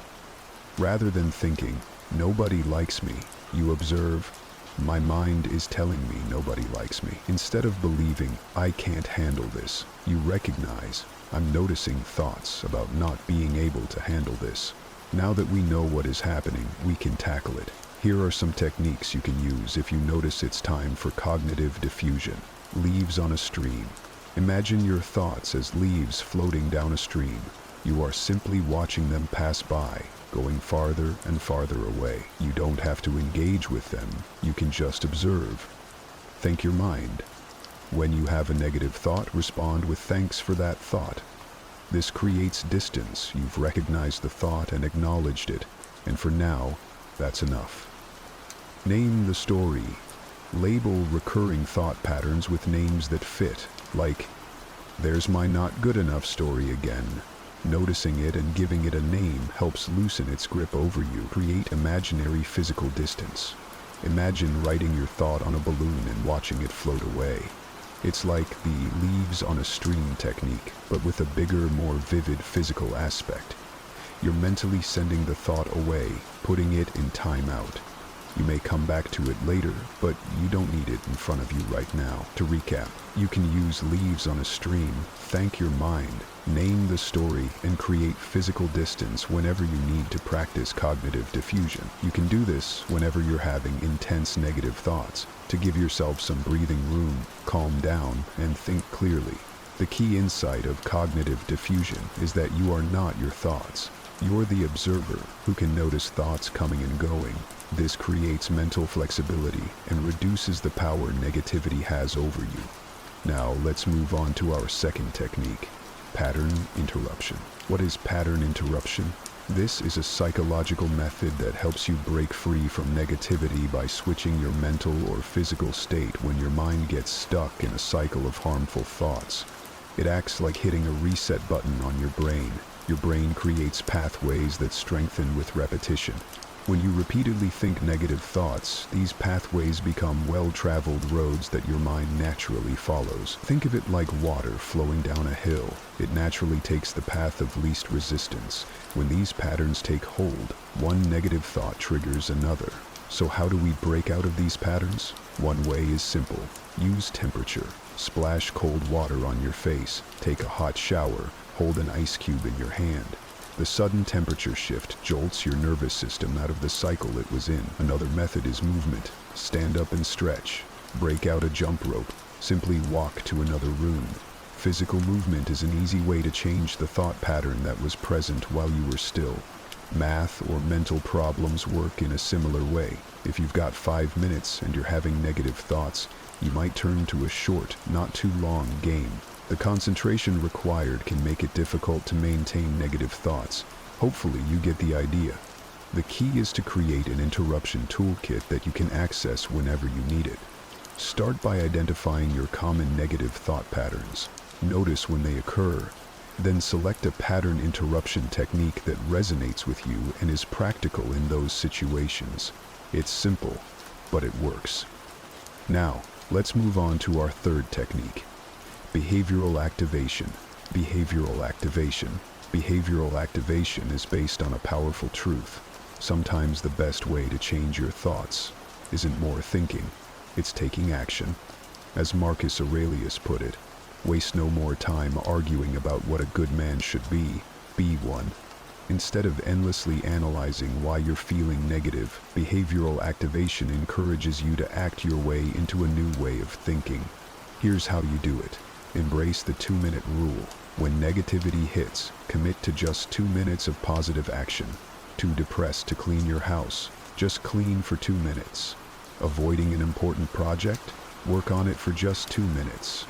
Often, you'll find yourself continuing beyond those first minutes once you've overcome the inertia of starting. Focus on building a positive history of action. Each small action you take creates evidence that contradicts your negative beliefs. If you think, "I never follow through on anything," completing even one small task provides concrete proof against that thought. Over time, these positive data points add up, making it harder to maintain negative narratives. Create specific action plans for different thought types. For thoughts like, "I'm not making progress," your action might be to list 3 things you've accomplished. For "I'll never be good enough," your action could be practicing a skill for 15 minutes. The key is having pre-planned responses ready when specific negative thoughts appear. Track your successes to build momentum. Keep a simple log of the actions you take and how they affect your mood. This creates a visible record of your progress and helps you identify the activities that help you feel the best. When negative thoughts tell you that nothing matters or nothing will help, behavioral activation challenges that directly benefit with evidence. It's hard to maintain the belief that you're powerless when you're actively taking steps to improve your situation. To summarize, start small with the 2-minute rule. Build positive data points that contradict your negative beliefs. Create specific action plans for different thought patterns. Track your successes to reinforce progress. This technique works because it moves you from passive to active within the context of your life. And that shift alone can be enough to break the grip of negativity and put you back on top. Our 4th technique is all about gradual improvement. It's called thought recording. The idea is simple. By examining your thoughts systematically, you can learn to separate critical thinking from unhelpful negativity. It starts with tracking your thoughts effectively. Today we have powerful tools in our pockets that can help us do this. Apps like Mood Notes, Thought Diary, or even just a simple notes app on your phone. The key is to write down emotional thoughts quickly as soon as they come to you. Once you've captured a thought, here's what to do with it. Examine the evidence, both for and against. Example: if you think my presentation was a disaster, you might list evidence for, "I stumbled over my words," but also challenge it with evidence against, "My boss thanked me afterward." This approach helps you generate a balanced perspective. Instead of thinking, "I'm terrible at presentations," you might conclude, "I had some rough moments, but I also connected with my audience. With practice, I can improve." Keep the good critical insights while discarding unhelpful negativity. As the Stoics understood, acknowledging reality, including its difficulties, is crucial for developing wisdom. Thought recording is about seeing situations clearly without the distortion of excessive pessimism. To recap, next time you notice a persistent negative thought, write it down exactly as it appears in your mind. List evidence both for and against it. Create a more balanced alternative that represents the truth of the situation better. What you'll often find is that your belief in the negative thought decreases, not because you've forced yourself to think positive, but because you've engaged with reality more fully. And that can only be a good thing. Our 5th and final technique is mental model design. While our other techniques help you work with negative thoughts as they arise, mental model design is about restructuring your environment to prevent negativity from taking hold in the first place. Think of it this way. If you wanted to eat healthier, you wouldn't just rely on willpower. Each time you open the fridge, you'd stock your kitchen with nutritious foods and remove temptations. The same principle applies to your mental environment. Let's start with your physical space. Your surroundings have a profound impact on your thoughts. The ancient Stoics understood this. Seneca advised carefully choosing the company we keep and the environments we live in. This could be as simple as creating a dedicated area for focused work, free from distractions, or it could mean decluttering your living space to reduce visual chaos that contributes to mental noise. Research shows that people who work in organized environments are able to persist longer on challenging tasks. A win that helps you overcome the circumstances that allow negative thoughts to arise. Next, consider your digital environment. Our devices can be gateways to either inspiration or despair. Try this. Audit your phone's home screen and social media feeds. Replace apps that trigger anxiety with tools that support reflection or learning. Set boundaries around news consumption if you find it feeds your negativity bias. Beyond your physical and digital spaces, mental model design includes creating positive, thought-supporting routines. The Stoics emphasize the importance of daily practices that strengthen the mind. Marcus Aurelius began each day with journaling to set his intentions and remind himself of his values. You might establish a morning routine that includes a gratitude practice or visualization of successful outcomes, or an evening routine that involves reflecting on what went well, not just what went wrong. These practices create pathways in your mind that make positive thinking more automatic over time. Finally, mental model design involves having the courage to restructure your life situation. Sometimes the bravest thing you can do is remove yourself from environments that are fundamentally misaligned with your values or growth. As Epictetus said, make the best use of what is in your power and take the rest as it happens. Mental model design works because it acknowledges that humans are contextual beings. By thoughtfully shaping your environment, you're making it easier for your best self to emerge naturally. You're creating conditions where positivity becomes the path of least resistance rather than something you have to fight for constantly. In essence, you're designing a life where stoic resilience becomes your default setting. So, start there and then keep improving your environment to make yourself stronger. And with that, we reach our conclusion. In this video, we've explored 5 powerful Stoic techniques to overcome negativity: cognitive diffusion to create distance from unhelpful thoughts, pattern interruption to break negative mental cycles, behavioral activation to act your way into better thinking, thought recording to study your thoughts, mental model design to create an environment that supports positive thinking.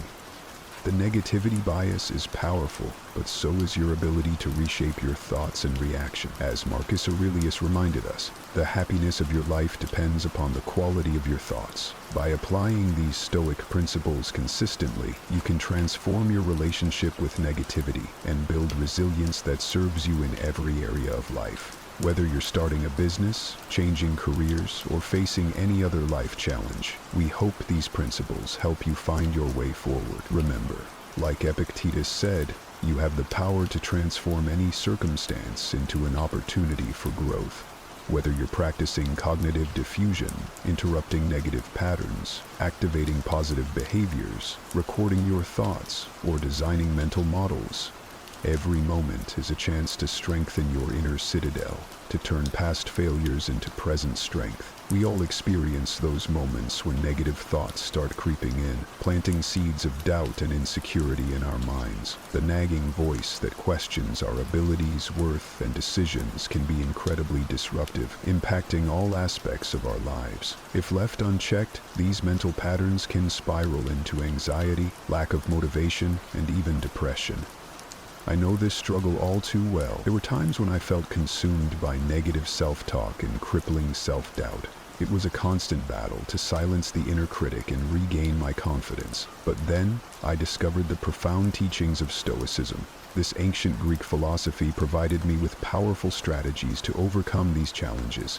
As Marcus Aurelius, the famous Stoic philosopher and Roman emperor, wisely stated, "The universe is change. Our life is what our thoughts make it." This realization was transformative for me. I began to understand that my negative thoughts were not facts, but mere interpretations, and that I had the power to change them. So, what is the purpose of our journey today? It is to share the timeless Stoic principles that will help you deal effectively with negative thoughts and self-doubt. By the end of this exploration, you will be equipped with practical tools and insights to confront these inner battles head-on, reclaiming your inner peace and confidence. But this is not a passive experience. Stay engaged, reflect on these lessons, and actively apply them daily. True transformation occurs through knowledge, consistent action, and practice. With that, let us begin our exploration of the Stoic way of overcoming negative thoughts and self-doubt, guided by the wise words of Marcus Aurelius. The universe is change. Our life is what our thoughts make it.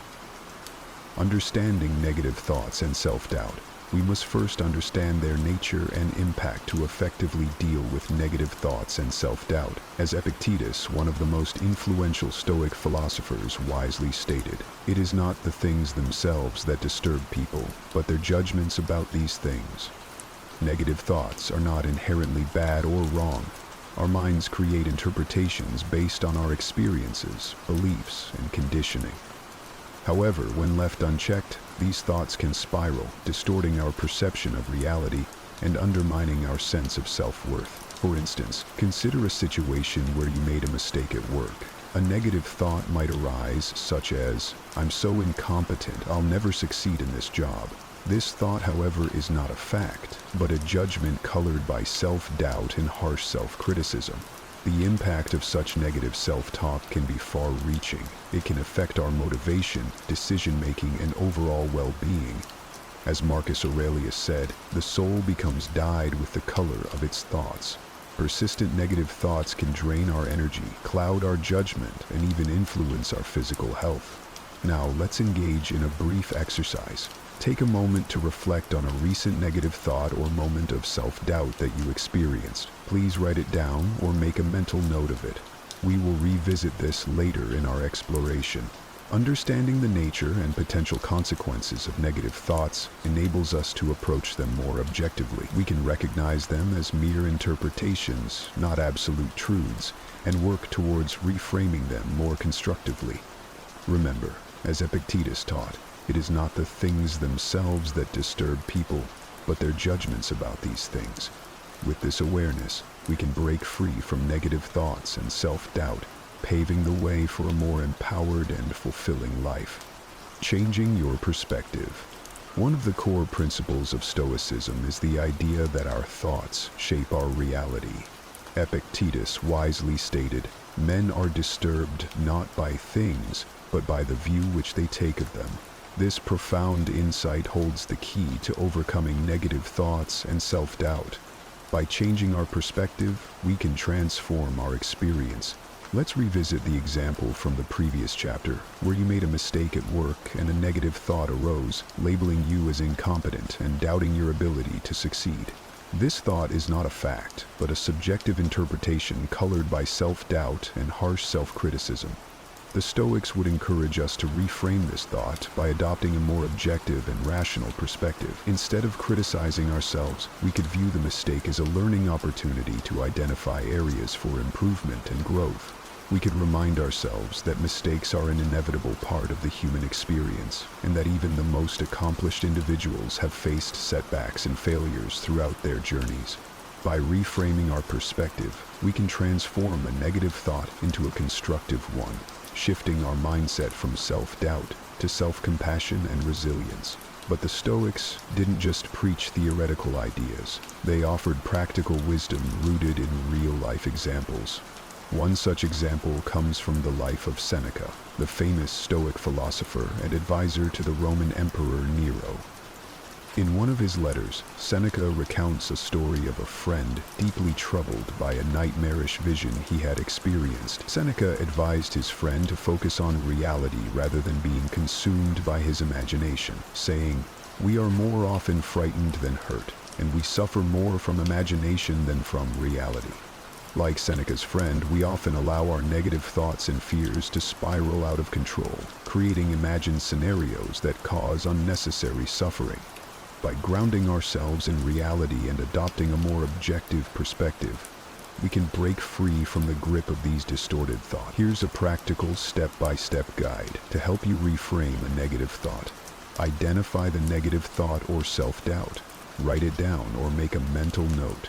Examine the evidence. Is this thought based on facts or assumptions?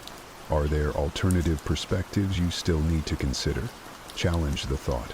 Ask yourself, is this thought helping me or hurting me? Or, would I say this to a loved one in a similar situation? Reframe the thought. Replace the negative thought with a more constructive, rational interpretation that aligns with your values and goals. Repeat the reframed thought. Reinforce the new perspective by repeating it to yourself or writing it down. As Marcus Aurelius reminded us, if you are distressed by anything external, the pain is not due to the thing itself, but to your estimate of it. And this you have the power to revoke at any moment. By actively practicing reframing our perspective, we can gradually rewire our thought patterns, cultivating a more resilient and empowered mindset. It takes consistent effort, but the rewards are immense. A greater sense of inner peace, self-confidence, and ability to navigate life's challenges with wisdom and grace. Focus on what you can control. One of the core tenets of Stoic philosophy is the principle of focusing our energy and attention on what we can control, rather than wasting time and energy agonizing over things beyond our influence. Epictetus famously stated, "It's not what happens to you, but how you react to it that matters." This principle is compelling when dealing with negative thoughts and self-doubt. While we cannot always control the initial thoughts that arise, we can control how we respond to them. Do we allow them to spiral, fueling our self-doubt and anxiety, or do we consciously shift our focus to what is within our control? Let's consider a practical example. Imagine you've been passed over for a promotion at work, and feelings of self-doubt and negative thoughts begin to surface. I'm not good enough. I'll never advance in this company. I'm a failure. While it's understandable to feel disappointed, dwelling on these negative thoughts and ruminating over the situation will only breed more negativity and disempowerment. Instead, the Stoic approach would focus on what you can control: your reaction, your mindset, and your next steps. You might reframe the situation by acknowledging that while the outcome was not what you hoped for, it does not define your worth or capability. You can respond with resilience, using the experience as motivation to identify areas for growth and development. Additionally, you can focus on what is within your control, such as updating your skills, seeking feedback from mentors, or exploring new opportunities within or outside the company. This principle is exemplified in Epictetus' life. Born into slavery, he faced numerous challenges and adversities beyond his control. However, he focused his energy on what was within his power: his mindset, actions, and response to circumstances. In one of his famous teachings, Epictetus emphasized, "Make the best use of what is in your power, and take the rest as it happens." By embracing this wisdom, we can avoid becoming consumed by negative thoughts and self-doubt from situations we cannot control. Instead, we can focus on our sphere of influence, taking constructive action and maintaining a positive, empowered mindset. To put this principle into practice, I invite you to pause and reflect on a current worry or concern causing you distress. Identify the aspects of the situation within your control and separate them from the factors beyond your influence. By consciously shifting your focus to what you can control, you'll find it easier to let go of negative thoughts and self-doubt surrounding the uncontrollable elements. This simple yet profound practice can cultivate inner peace, resilience, and empowerment in facing life's challenges. As Epictetus taught, it's not what happens to you, but how you react to it that matters. By embracing this Stoic wisdom, you can reclaim your power and navigate life's ups and downs with grace and composure. Building resilience through Stoic practices. Thus far, we've discussed powerful Stoic principles for reframing negative thoughts, focusing on what's within our control, and cultivating an empowered mindset. However, the Stoics understood that lasting inner transformation requires more than intellectual understanding. It demands consistent practice and the cultivation of specific mental habits.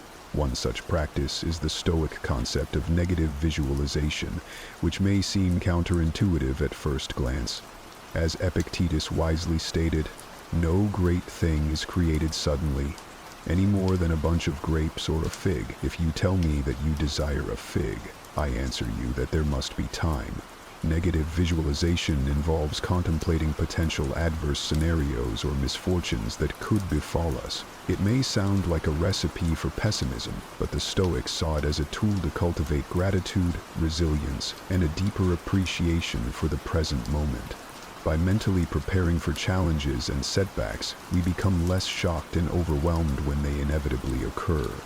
Additionally, it helps us cherish the good things rather than take them for granted. Let's engage in a brief exercise to experience the power of this practice. Close your eyes and imagine losing something truly valuable to you, a possession, a relationship, or even your health. Allow yourself to feel the weight of that potential loss. Fully notice how this exercise can heighten your gratitude for what you currently have and instill a sense of humble appreciation for the temporary nature of all things. The Stoics understood that by regularly practicing negative visualization, we could develop a kind of emotional immunity, a resilience that allows us to weather life's storms with poise and grace. Marcus Aurelius, the mighty Roman emperor and Stoic philosopher, embodied this principle. Despite facing numerous personal losses and challenges, including the untimely deaths of several children and a devastating plague that ravaged his empire, Marcus Aurelius maintained his composure. He continued to govern with wisdom and compassion. He wrote in his famous Meditations, "How ridiculous and unrealistic is the man who is astonished at anything that happens in life." By embracing the Stoic practice of negative visualization, Marcus Aurelius cultivated a profound sense of resilience and acceptance, allowing him to navigate even the most harrowing circumstances with grace and poise.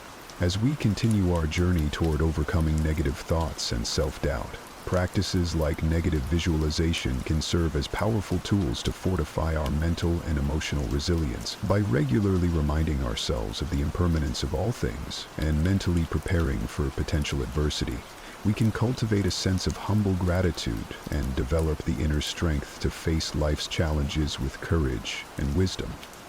Remember, as Epictetus taught, no great thing is created suddenly. Building resilience is a gradual process that requires consistent practice and dedication, but by embracing Stoic practices we can steadily cultivate the inner resources to overcome negative thoughts, self-doubt, and any obstacles that may arise. Surrounding yourself with positivity, while the Stoic teachings emphasize cultivating inner resilience and self-mastery, the ancient philosophers recognized the profound impact our social environment has on our mental and emotional well-being. As Epictetus wisely advised, the key is to keep company only with people who uplift you, whose presence calls forth your best. The people we surround ourselves with can either fuel our negative thought patterns and self-doubt, or inspire us to rise above them. Their words, attitudes, and energy can drag us down or elevate us to new heights of confidence and self-assurance. Think about the individuals in your life who consistently radiate positivity, encouragement, and belief in your potential. Perhaps it's a close friend, a mentor, or a family member who has consistently supported and uplifted you, even during your darkest moments of self-doubt. Now, contrast that with the people in your life who seem to perpetuate your negative thought patterns. They might be quick to criticize, doubt your abilities, or project their insecurities onto you. The Stoics understood that limiting exposure to negative influences and intentionally cultivating uplifting relationships could profoundly impact our mental and emotional state. Consider the example of Monkey D. Luffy from the anime One Piece. Luffy's journey to becoming the Pirate King is significantly influenced by the positive and supportive friends he surrounds himself with. Early in his quest, Luffy gathers a diverse crew of individuals who believe in his dream and support him through every challenge and setback. Characters like Zoro, Nami, Sanji, and Chopper contribute their strengths and unwavering belief in Luffy, encouraging him to persevere despite overwhelming odds. Their support and friendship help Luffy stay resilient and inspire each other to grow and reach their potential. By intentionally curating his crew, Luffy creates an environment that nurtures confidence, resilience, and determination, ultimately propelling him toward his dream of finding the One Piece and becoming the Pirate King. On the other hand, imagine the path of someone who remains entrenched in a toxic social environment, Constantly surrounded by negativity, criticism, and doubt, it becomes increasingly challenging for them to break free from negative thoughts and self-doubt when those patterns are continuously reinforced by their social influences. So, how can we apply this Stoic wisdom to our own lives? Here are some practical tips. Evaluate your current social circle. Identify the individuals who uplift and encourage you, as well as those who perpetuate negative thought patterns. Gradually limit exposure to toxic influences while nurturing and prioritizing relationships with positive, supportive people. Seek out communities, groups, or mentors aligned with your values and goals, as they can provide a powerful source of inspiration and motivation. Be mindful of the energy you bring to your relationships. Strive to positively influence others, just as you seek positivity from them. Remember, as Epictetus taught, the key is to keep company only with people who uplift you, whose presence calls forth your best. By intentionally surrounding ourselves with positive influences, we create an environment conducive to overcoming negative thoughts and self-doubt and embracing our full potential. It's a journey that requires conscious effort and discernment, but the rewards are invaluable. A greater sense of confidence, resilience, and the ability to navigate life's challenges with the support and encouragement of those who believe in us. Gratitude and contentment. At the core of Stoic philosophy lies a profound understanding of the power of gratitude and contentment. These principles serve as potent antidotes to the negative thought patterns and self-doubt that can quickly consume us in our modern, fast-paced lives. As Marcus Aurelius eloquently stated, "Do not indulge in dreams of having what you have not, but reckon up the chief of the blessings you do possess, and then thankfully remember how you would crave for them if they were not yours." These words encapsulate the essence of gratitude, the practice of actively appreciating and savoring the blessings we already possess, rather than constantly yearning for more. By cultivating gratitude, we shift our focus away from perceived deficiencies and scarcity and instead embrace the abundance surrounding us. Imagine the weight lifted from your shoulders if you genuinely appreciate and feel grateful for all the positive aspects of your life, rather than fixating on what you lack or wish you had. The Stoics understood that this shift in perspective could profoundly impact our mental and emotional well-being. Seneca, another prominent Stoic philosopher, echoed this sentiment when he wrote, "It is in no man's power to have whatever he wants, but he has it in his power not to wish for what he hasn't got, and cheerfully make the most of the things that do come his way." These words remind us that true contentment does not come from constantly acquiring more, but from cultivating a sense of sufficiency and appreciating what we already have. By embracing this mindset, we can break free from the endless desire and dissatisfaction that fuels so much of our negative self-talk and self-doubt. To put this into practice, let's engage in a brief gratitude exercise. Close your eyes and take a few deep breaths.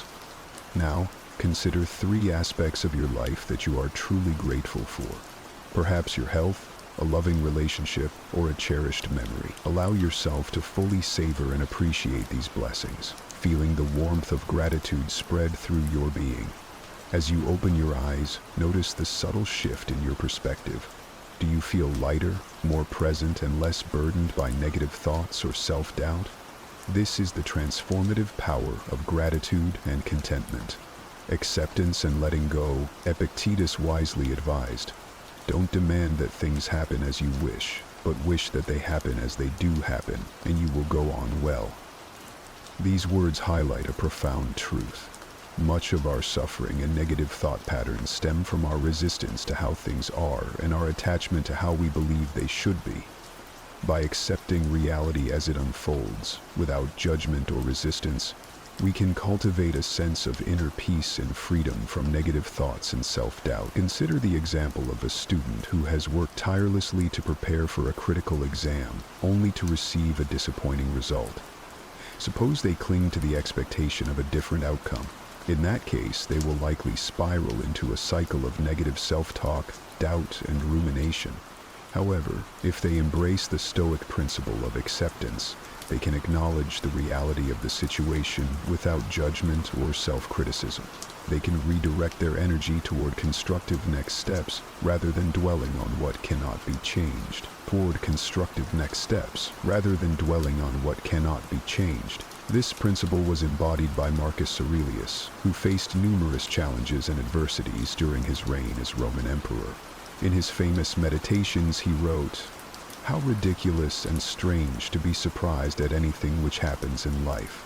These words reflect a deep understanding of the impermanence and unpredictability of life, a recognition that resistance and clinging to expectations only breeds suffering. By accepting the ebb and flow of circumstances with equanimity, Marcus Aurelius navigated even the most tumultuous times with grace and wisdom. The Stoics understood that true freedom lies in letting go of our resistance and accepting what is, rather than constantly battling against reality. As Marcus Aurelius wisely stated, "Nothing happens to anybody which he is not fitted by nature to bear." Consider a situation you have resisted or struggled to accept. To put this principle into practice, take a few deep breaths and consciously let go of your resistance, embracing the reality of the situation without judgment or self-criticism. Notice how this simple acceptance can alleviate the burden of negative thoughts and self-doubt. By releasing the need to control or change the uncontrollable, you create space for inner peace, clarity, and the ability to respond with wisdom and equanimity. By embracing the Stoic practices of acceptance and letting go, we can cultivate the inner freedom to navigate life's challenges with resilience, grace, and a profound sense of inner peace. Self-reflection and growth. While the Stoic teachings provide potent tools for dealing with negative thoughts and self-doubt in the present moment, these ancient philosophers understood that lasting transformation requires a more profound commitment to self-reflection and personal growth. As Epictetus wisely advised, when you are offended at any man's fault, turn to yourself and study your failings. He will grow better for being reproved, and you better yourself by this wholesome exercise. These words highlight the profound value of self-reflection, the practice of turning our gaze inward, examining our thoughts, beliefs, and actions with honesty and courage. Through this process, we can identify areas for growth, confront our blind spots, and cultivate the self-awareness necessary for lasting personal development. Imagine for a moment a scenario where you made a mistake or experienced a setback that triggered a wave of negative self-talk and self-doubt. Instead of wallowing in these thoughts or projecting blame onto external factors, the Stoic approach would be to engage in radical self-reflection. Ask yourself probing questions. What role did my own actions or assumptions play in this outcome? What lessons can I learn from this experience? How can I approach similar situations with greater wisdom and resilience in the future? By adopting this mindset of self-reflection and growth, we shift our perspective from self-criticism and stagnation to empowerment and continuous improvement. The Stoics understood that personal growth is not a linear journey, but a cyclical process of self-reflection, learning, and implementation. It requires a willingness to confront our shortcomings and embrace challenges as opportunities for growth rather than sources of self-doubt and negativity. One powerful example of this principle in action is the life story of Epictetus himself. Born into slavery and subjected to numerous hardships, Epictetus could have easily succumbed to bitterness, resentment, and self-pity. However, he chose a path of radical self-reflection and personal growth. Through his unwavering commitment to examining his thoughts, beliefs, and actions, Epictetus developed a profound understanding of the human condition and the path to inner freedom. His teachings have resonated for centuries and serve as a testament to the transformative power of self-reflection and growth. To cultivate this practice in your life, start by setting aside dedicated time for self-reflection, whether through journaling, meditation, or simply creating space for quiet contemplation. During these moments, ask yourself probing questions about your thoughts, beliefs, and actions, and approach your self-inquiry with curiosity and compassion. When you inevitably encounter moments of failure, setbacks, or negative self-talk, use them as opportunities for growth. Resist the urge to indulge in self-criticism or blame. Instead, turn your attention inward. Explore the lessons to be learned, the blind spots to be illuminated, and the steps to approach similar situations with greater wisdom and resilience. Remember, as Epictetus taught, seek not the good in external things, seek it in yourselves. By committing to the Stoic practice of self-reflection and growth, you unlock the key to overcoming negative thoughts and self-doubt from the inside out. It is a journey that requires courage, honesty, and a willingness to confront your limitations with humility, but the rewards are immeasurable. A more profound sense of self-awareness, resilience, and the ability to navigate life's challenges with wisdom and grace. Stoic quotes about negative thoughts and self-doubt. The ancient Stoic philosophers left us a treasure trove of wisdom for dealing with negative thoughts and self-doubt. Let's explore some of their most powerful insights. The universe is change. Our life is what our thoughts make it. Marcus Aurelius. Our thoughts shape our reality. By changing our thoughts, we can change our experience of life. If you are distressed by anything external, the pain is not due to the thing itself, but to your estimate of it, and this you have the power to revoke at any moment. Marcus Aurelius. Our suffering comes not from external events, but from our judgments about them, which we can change. How ridiculous and unrealistic is the man who is astonished at anything that happens in life. Marcus Aurelius. There is no need to be shocked or disturbed by life's inevitable challenges and setbacks. Acceptance is key. The soul becomes dyed with the color of its thoughts. Marcus Aurelius. Our persistent thoughts profoundly influence our state of being. Negative thoughts breed negativity. It is not the things themselves that disturb people, but their judgments about these things. Epictetus. Events themselves are neutral. Our interpretations cause us distress or inner peace. There is only one way to happiness, and that is to cease worrying about things which are beyond the power of our will. Epictetus. Happiness comes from focusing our energy on what we can control, not the uncontrollable. It's not what happens to you, but how you react to it that matters. Epictetus. We cannot always control circumstances, but we can control our responses to them. Men are disturbed, not by things, but by the view which they take of them. Epictetus. Our perspective, not external events, is the true source of our inner turmoil or peace. Don't demand that things happen as you wish, but wish that they happen as they do happen, and you will go on well. Epictetus. Acceptance, not resistance, is the path to tranquility. We are more often frightened than hurt, and we suffer more from imagination than from reality. Seneca. Our pessimistic forecasts often cause more suffering than reality itself. Nothing happens to anybody which he is not fitted by nature to bear. Marcus Aurelius. We have the innate resilience to withstand whatever life brings our way. Remove the judgment, and you have removed the thought, I am hurt, and the hurt itself is gone. Marcus Aurelius. It is our judgments that create our suffering, not circumstances themselves. Until we have begun to go without them, we fail to realize how unnecessary many things are. We've been using them not because we needed them, but because we had them. Seneca. These words encapsulate the essence of the Stoic approach, the recognition that true freedom and fulfillment arise not from external circumstances or possessions, but from the cultivation of our inner resources, resilience, and alignment with our deepest values. Internalizing these Stoic teachings allows us to rewire our minds, question our negative thought patterns, and cultivate a more resilient, empowered mindset. The path to overcoming self-doubt lies in changing our perspectives and reactions, not controlling the uncontrollable.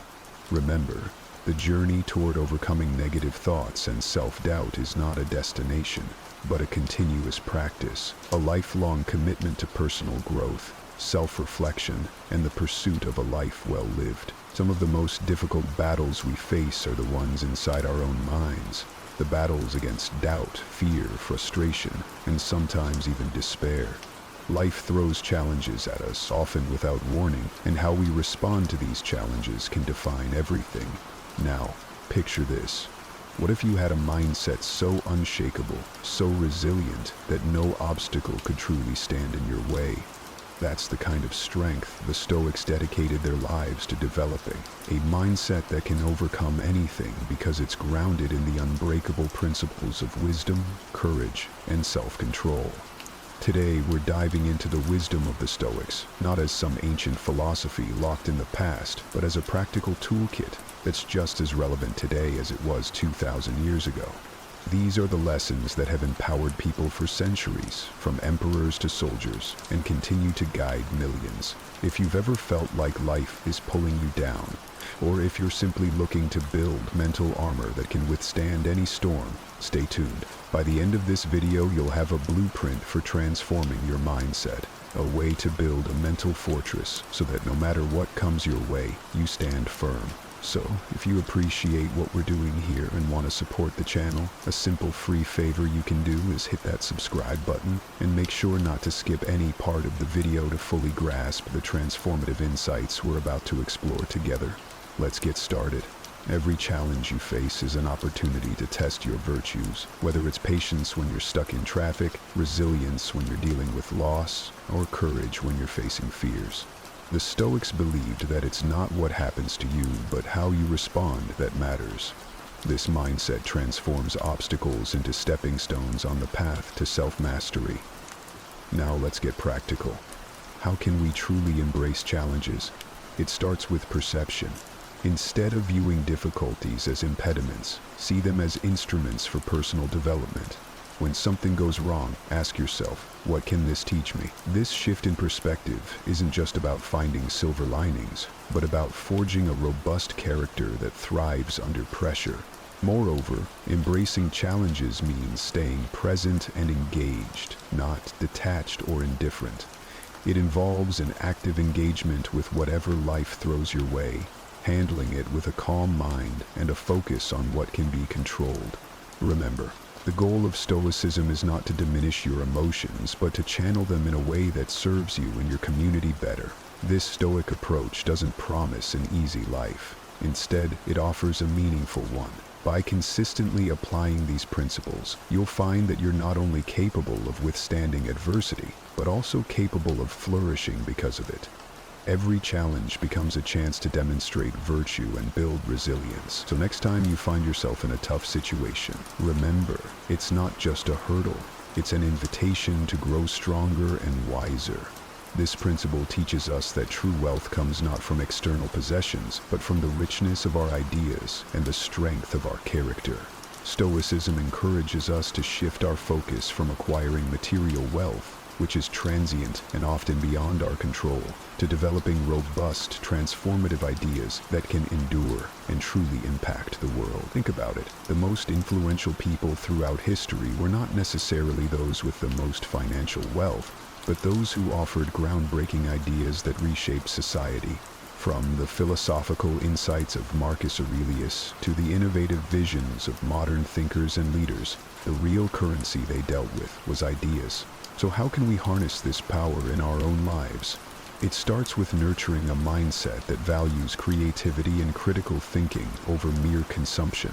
Stoicism prompts us to ask ourselves, are we merely accumulating things that will fade, or are we developing insights that will last? This isn't to say that money and resources aren't important. They are tools that can be used wisely, but they shouldn't be the end goal. Our aim should be to create and contribute, to think deeply about problems, and to come up with solutions that do more than just serve ourselves.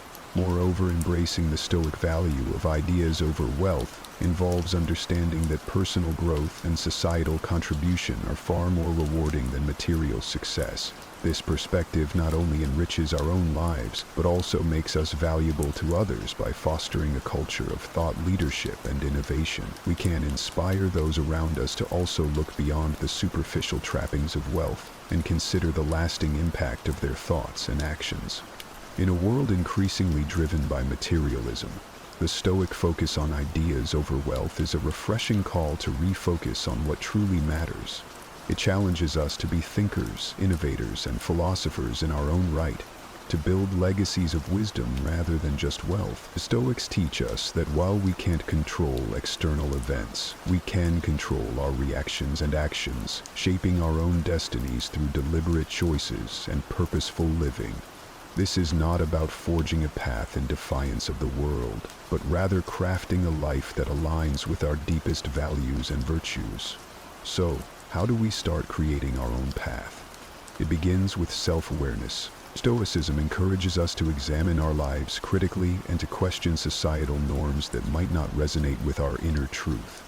Are we following a career or lifestyle because it's what's expected of us, or because it genuinely fulfills us? By reflecting on these questions, we can begin to carve out a life path that truly reflects who we are and what we believe in. Once we have a clearer sense of direction, the next step is to take action. Creating your own path requires courage. The courage to make unconventional choices, to step away from the beaten track, and to withstand the uncertainty and criticism that might come with such decisions. Stoicism equips us with the mental fortitude to handle these challenges by reminding us that our worth is defined by our actions and character, not by external approval or success. Additionally, creating your own path means embracing the concept of lifelong learning and adaptation. Stoics like Seneca and Marcus Aurelius were proponents of ongoing self-improvement and adaptability. They believed that a wise person is always prepared to adjust their course and learn from their experiences. This adaptable approach is crucial in a world that is constantly changing. It encourages us to remain open and responsive to new information and experiences, ensuring that our path remains relevant and aligned with our growth. Lastly, creating your own path isn't just about personal ambition. It's about contributing to society in a meaningful way. Stoicism teaches us to look beyond our individual desires and consider how our actions affect others. By choosing a path that contributes positively to those around us, we fulfill the Stoic ideal of living harmoniously within our community and the broader world. This interconnected perspective ensures that our path is not only self-fulfilling, but also socially responsible. Change is inevitable. Change is also the principle of life. That means that everything that is alive will change, and even things that are not alive will change. Stoics understand that change is the only constant in life, and they teach us to embrace it, not just passively, but actively. They encourage us to mold and be molded by the changes that come our way, ensuring our growth and refinement through every experience. The Stoic approach to change is rooted in the dichotomy of control, a fundamental concept introduced by Epictetus. It reminds us to differentiate between what we can control, our actions, responses, and judgments, and what we cannot, such as the actions of others, the past, and much of the external world. By focusing our energy on our own sphere of influence, we become more effective and serene. This perspective equips us with a mental framework for adapting to change by reducing anxiety over the uncontrollable and empowering us to act where we can. Moreover, adapting to change means maintaining an internal steadiness despite external fluctuations. Marcus Aurelius, a Roman emperor and Stoic philosopher, advised us to be like a rocky promontory against which the waves constantly break. It stands firm while the turmoil of the sea falls still around it. This image is a powerful metaphor for Stoic resilience, the ability to maintain composure and clarity of judgment no matter how stormy life gets. This stability doesn't come from rigidity but from a deep understanding of and engagement with the natural flow of life. Practically, adapting to change involves continual self-assessment and adjustment. Stoicism promotes an ongoing dialogue with oneself, a kind of internal audit on how we are responding to daily changes and challenges. Are we reacting emotionally or are we responding thoughtfully? Are our actions consistent with our values? This reflective practice not only helps in managing immediate changes, but also in anticipating and preparing for future ones. Adapting to change in a Stoic sense means viewing each new circumstance as an opportunity for development. Every change, whether perceived as positive or negative, brings lessons and chances to refine our virtues, such as wisdom, justice, courage, and temperance. For instance, A sudden hardship might provide an opportunity to practice fortitude and compassion, while an unexpected success might test and strengthen our humility and generosity. This isn't about making rigid plans that resist change, but rather about setting a course guided by our deepest values and virtues, ensuring that each step we take is intentional and meaningful. The Stoics often spoke about the importance of living with a purpose that transcends daily fluctuations and distraction. They argued that without a clear long-term vision, we are at the mercy of external events and impulses, tossed about like a ship without a rudder. A well-defined vision acts as this rudder, helping us navigate life's complex waters with direction and foresight. In practical terms, developing a long-term vision involves reflecting on what truly matters to us, what we value most in life, what kind of person we wish to become, and how we can contribute to the world around us. This vision should be resilient, capable of adapting to changes without losing sight of the overarching goals. For example, you might envision yourself as a lifelong learner, committed to personal growth and the betterment of society. How this manifests might change with circumstances, perhaps through career shifts, evolving relationships, or changing social contexts, but the core vision remains constant. Moreover, a Stoic approach to long-term vision involves preparing mentally for both success and setbacks. It teaches us to anticipate obstacles and view them as natural parts of the journey. This preparation is not pessimistic, but rather a form of realistic optimism. By considering potential challenges and visualizing how to handle them, we strengthen our resolve and flexibility, making us better equipped to persist toward our vision, no matter what life throws our way. Stoicism also emphasizes the importance of aligning our vision with actions that are under our control. It's not enough to simply dream or plan. We must also take concrete, consistent steps toward realizing our vision. This means setting manageable goals, reflecting on our daily habits, and continuously adjusting our strategies to stay aligned with our long-term aspirations. Each small action should be seen as a building block toward a larger purpose, imbued with meaning and direction. Developing a long-term vision, in a Stoic sense, means embracing the journey as much as the destination. The true value of this vision lies not just in achieving specific goals, but in the growth and insights we gain along the way.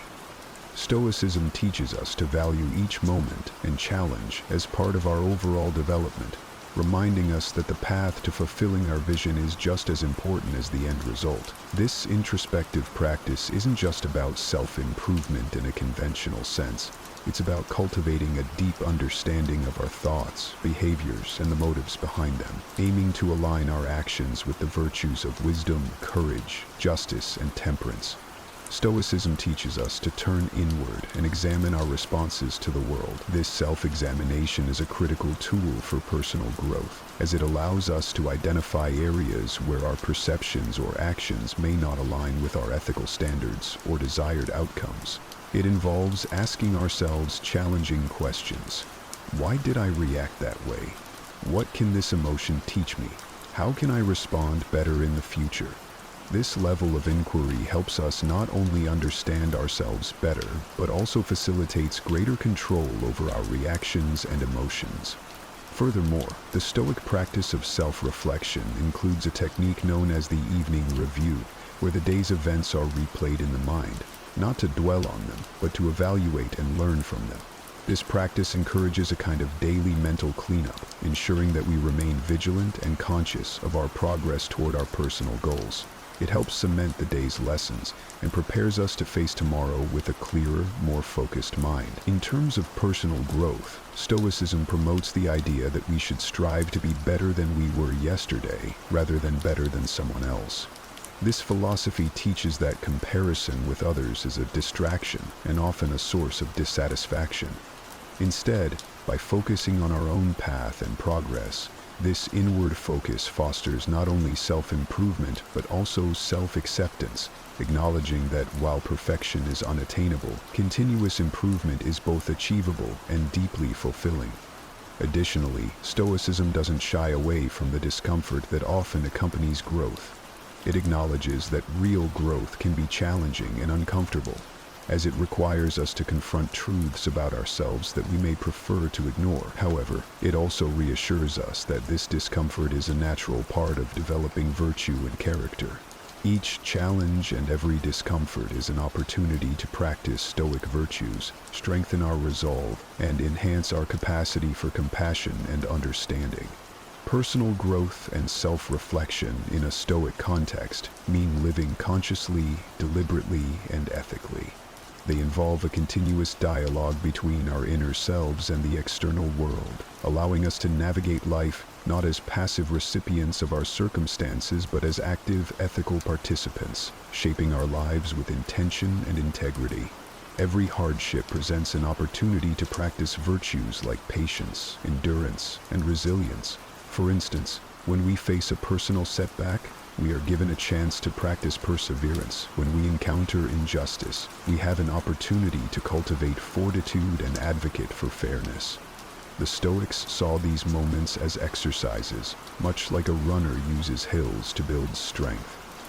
It's not about seeking out adversity, but when it inevitably appears, it's about responding in a way that aligns with our principles and enhances our character. Furthermore, Stoicism doesn't advocate for a passive acceptance of all adversity. Instead, it promotes an active engagement with life's challenges. This involves asking ourselves how we can use an adverse situation to our advantage or to the benefit of others. Can a tough situation teach us something valuable about ourselves? Can we find a way to turn a personal struggle into a source of inspiration for others? By actively seeking the value in adversity, we transform our struggles into lessons and our trials into triumphs. Self-reflection plays a critical role in this process. Stoics regularly engage in practices such as meditation and journaling to reflect on their experiences, including their encounters with adversity. This isn't about ruminating over what went wrong, but about extracting actionable insights that can lead to personal improvement and better outcomes in the future. This reflective process helps internalize the lessons learned from adversity, ensuring that each challenge faced contributes to a deeper understanding and a more resilient self. Moreover, utilizing adversity involves embracing a certain level of detachment from external conditions.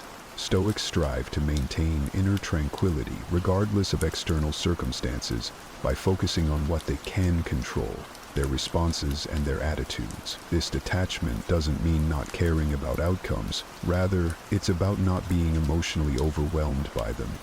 It allows us to face life's ups and downs with equanimity and act according to our values regardless of the situation.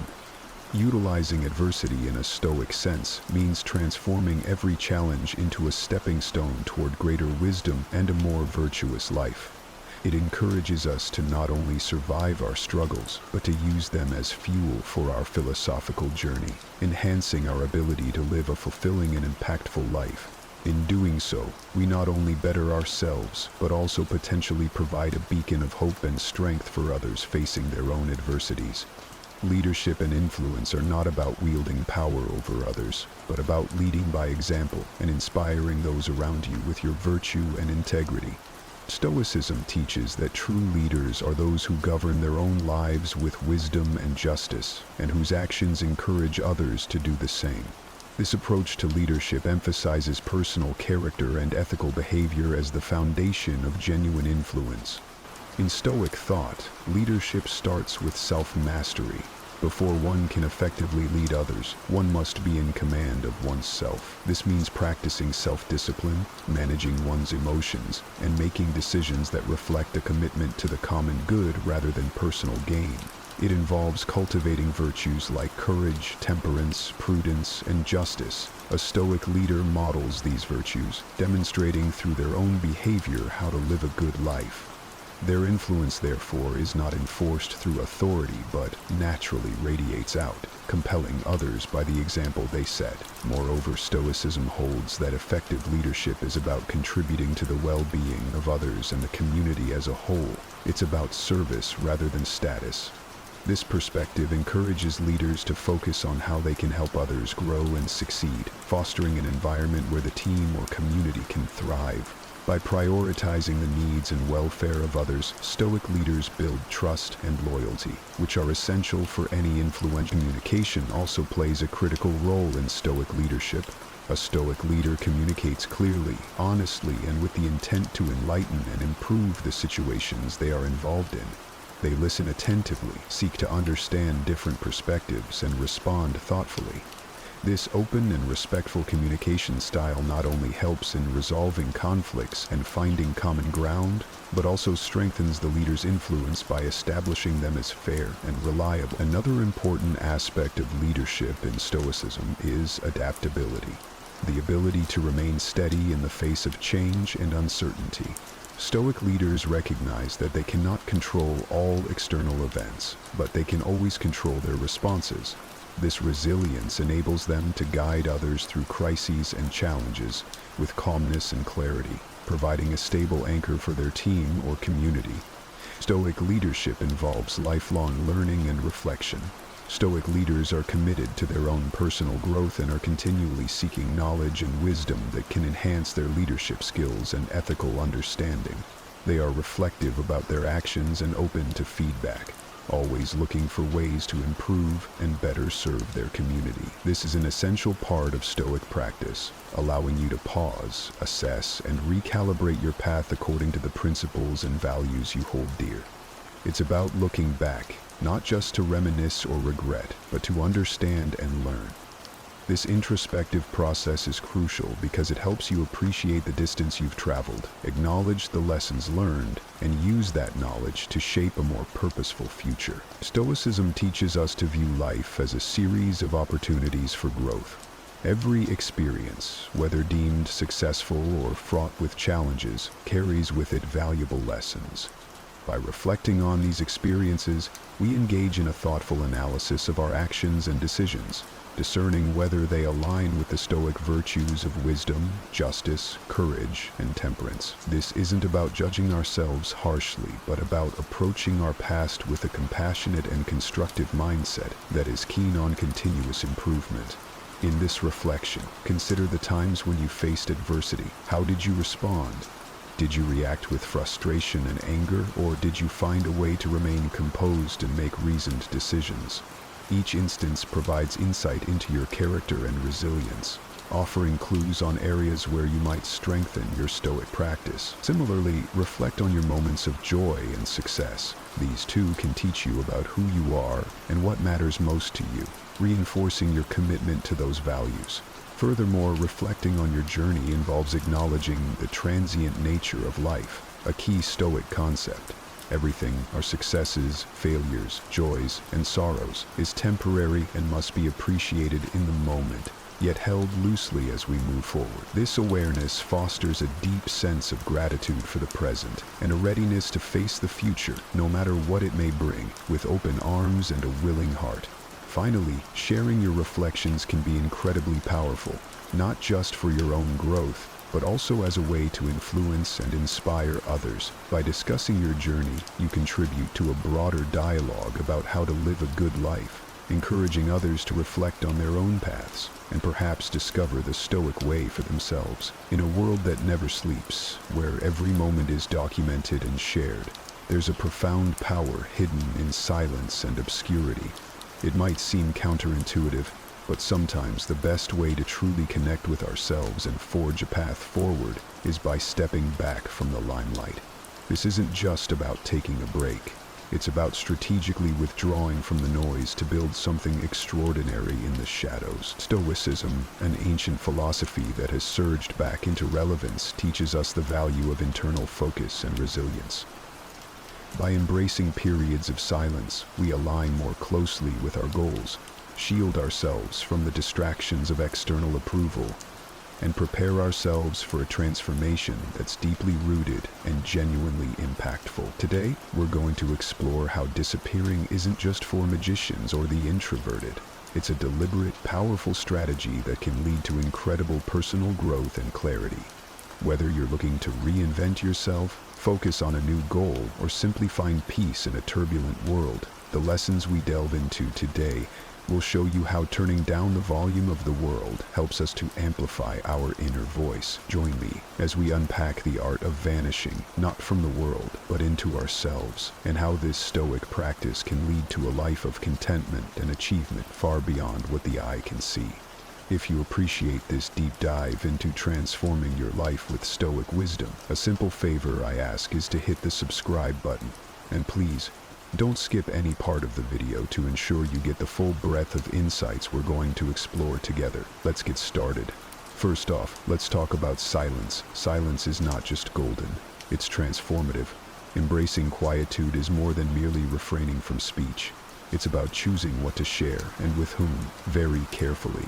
In our everyday interactions, it's incredibly easy to fall into the trap of oversharing, from the mundane details of our daily routines to our loftiest aspirations. However, when we broadcast every aspect of our lives, we open ourselves up to external influences that can cloud our judgment and sway our direction. By keeping certain details to ourselves, we maintain control over our narrative and protect our mental space from noise and clutter. This approach is deeply rooted in Stoic philosophy, which values the power of self-mastery and control. Stoics believe that true freedom comes from within, and that managing our perceptions and reactions can lead to profound peace and effectiveness. So, when you choose to hold back from sharing every detail of your life, you're not just avoiding gossip or the potential misinterpretation of your words. You're also making a strategic decision to keep your focus sharp and your intentions pure. This selective sharing helps to fortify your goals against the fluctuations of public opinion and keeps you anchored to your true purpose. It's about crafting a life that aligns with your deepest values, not one that's continuously reshaped by every passing comment or criticism. The Stoics teach us that true strength and freedom come from within. This means valuing our own opinions and judgments above those of others, not out of arrogance, but as a form of self-respect and self-sufficiency. It's about assessing ourselves through our internal lens and criteria, not through the fluctuating and often unreliable external feedback loop. Why is this important? When we depend too heavily on the approval or disapproval of others, we become like leaves in the wind, unstable and reactive to every gust. By anchoring our self-worth in our own reasoned judgments, we cultivate a stable core. This stability is what allows us to navigate life's challenges with equanimity and focus. We begin to act not out of a desire to please or conform, but from a deep, consistent place of personal integrity and understanding. This doesn't mean we disregard the feelings or opinions of others. Rather, we weigh them against our values and reason. Stoicism doesn't advocate for emotional coldness, but recommends a judicious balance, where we listen to others yet are not swayed unless their reasoning aligns with our deeply held beliefs and values. It's about creating a mental fortress where the only opinions that breach the walls are those that have been scrutinized and found beneficial to our growth and well-being. Prioritizing self-assessment helps to mute the external noise that often clouds our judgments. This clarity is liberating. It frees up mental energy that was once consumed by worrying about how others perceive us, allowing us to focus more fully on our goals and actions. It fosters a sense of authentic living that is incredibly rewarding because each step you take is aligned with your true self. In a world where sharing every detail of our lives has become the norm, there is tremendous power in secrecy, especially when you're embarking on significant personal or professional projects. The Stoic philosophy advocates for action over proclamation, teaching us that true merit lies in what we accomplish, not in what we promise. Keeping your plans close to your chest is not about fostering a mysterious persona. It's about protecting your focus and energy. Every time details of your ambitions leak out, it's like small cracks forming in the foundation of your intent. Each crack might seem minor, but collectively, they can significantly weaken your resolve and distract from your purpose. When others are aware of your intentions, it opens the door for external opinions, doubts, and even sabotage, whether intentional or subconscious. Moreover, secrecy amplifies your commitment to your goals. By not broadcasting your plans, you avoid the premature satisfaction that public acknowledgement can bring. Studies have shown that when we announce our goals, we are often rewarded with premature praise that can diminish our motivation to see the plan through to completion. Stoicism teaches us to derive satisfaction from the act of doing and the personal fulfillment of seeing results, rather than from the accolades that might come from simply stating intentions. Additionally, keeping plans to yourself aligns with the Stoic practice of focusing on internal validation rather than external approval. It encourages a reflective and deliberate approach to your ambitions. You become more thoughtful in your actions and decisions because you are not influenced by the immediate reactions of others. This inward focus is crucial for deep, meaningful progress and aligns with the Stoic ideal of self-sufficiency. Whether you're advancing in your personal development, experiencing financial gains, or enhancing a skill, the journey you're on is deeply personal and inherently valuable. In the Stoic philosophy, progress is not a means to an end, but an end in itself. The true value lies not in the accolades or recognition that may come from your achievements, but in the personal growth and the virtues you develop along the way. Revealing your progress can inadvertently open the floodgates to external influences that might skew your perception or dilute your focus. For instance, sharing your achievements can sometimes lead to envy or unwanted attention from others. While some may offer genuine praise, others might project their insecurities or competitiveness, which can create an environment filled with negative energy and potential distractions. This is why Stoicism teaches us to appreciate and protect our inner peace and progress from the potentially corrosive effects of public scrutiny. Moreover, keeping your progress private allows you to savor your achievements without the external pressure of living up to others' expectations. It helps maintain that crucial internal validation where you measure success by your standards and growth rather than by the applause or approval of others. This self-referential approach is not only liberating, but also aligns with the Stoic ideal of self-sufficiency and resilience. You become less dependent on external validation and more focused on the intrinsic rewards of your efforts. Additionally, privacy in your progress nurtures a reflective and humble approach to personal growth. It encourages you to continually look inward, assess your development, and make adjustments based on your self-evaluation rather than external feedback. This introspection is a vital component of Stoic practice, fostering a deeper connection with your core self and ensuring that your advancements are both meaningful and aligned with your ultimate life goals. Inevitably, along your journey, you'll encounter setbacks and challenges. How you deal with these can fundamentally shape your path forward. The Stoic philosophy offers a powerful perspective here. Embrace your failures privately. This isn't about hiding your struggles out of shame or fear of judgment. It's about understanding and utilizing these experiences as vital ingredients for growth. Stoicism teaches us to see every obstacle as an opportunity to practice virtues such as resilience, courage, and persistence. By handling your struggles internally, you turn inward to reflect on these experiences deeply. This private contemplation allows you to extract valuable lessons without the external noise of pity or unsolicited advice.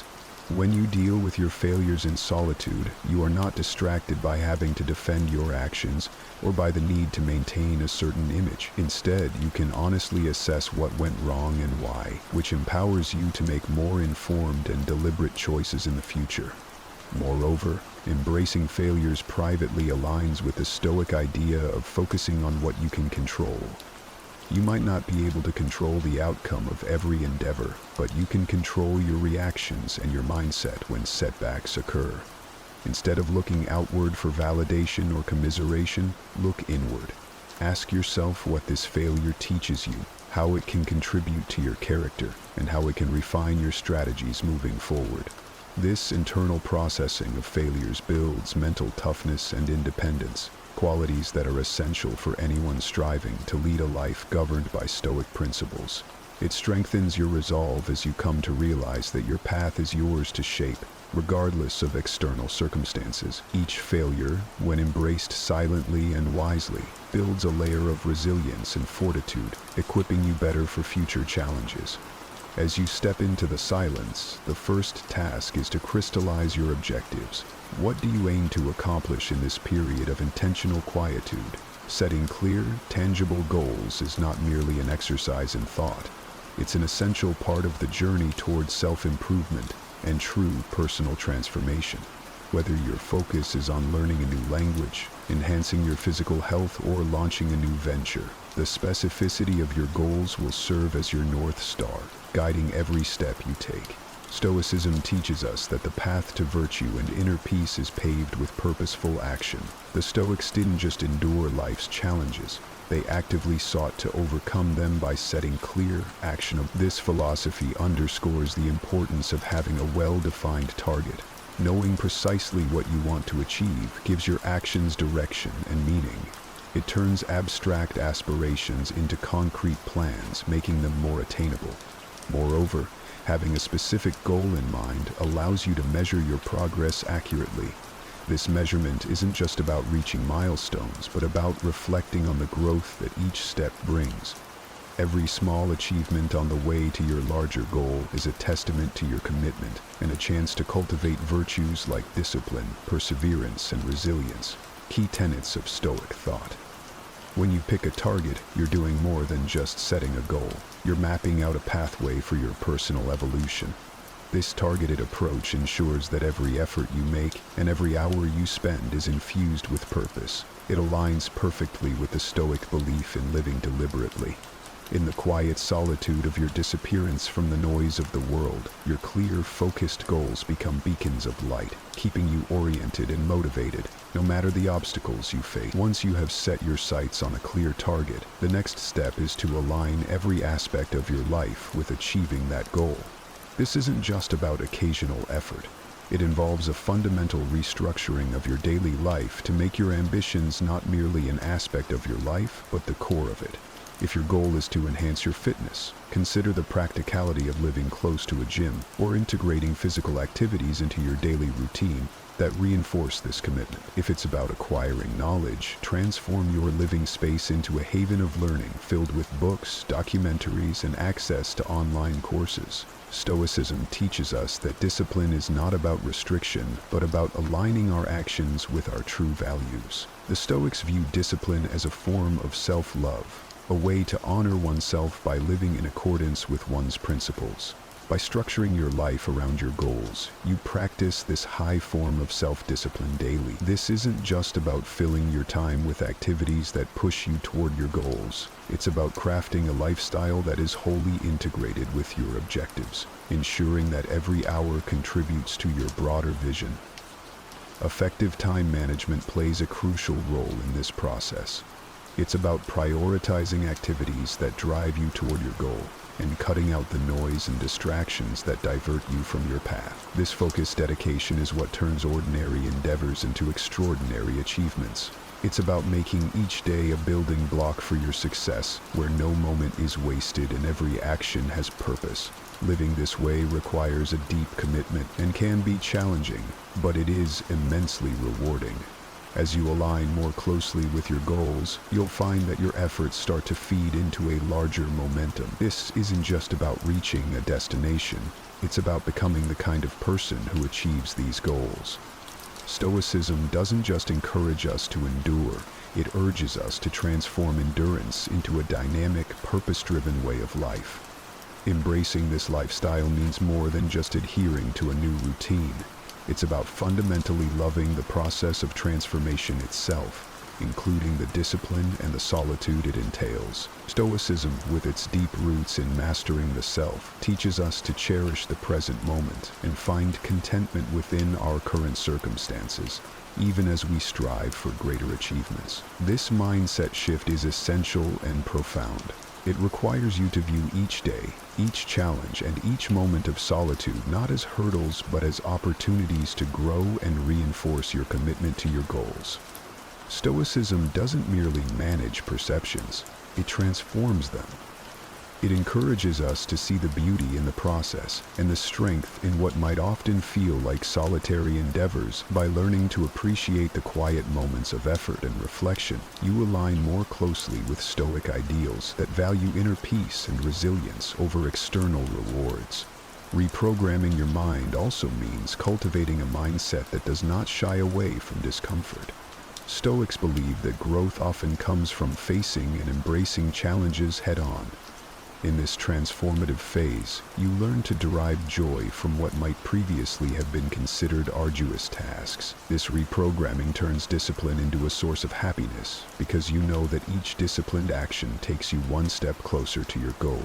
Moreover, this new mindset encourages you to live intentionally, focusing on what truly matters and discarding what does not align with your goals. It's about making peace with the fact that while the future holds promise, the present holds the keys to that future.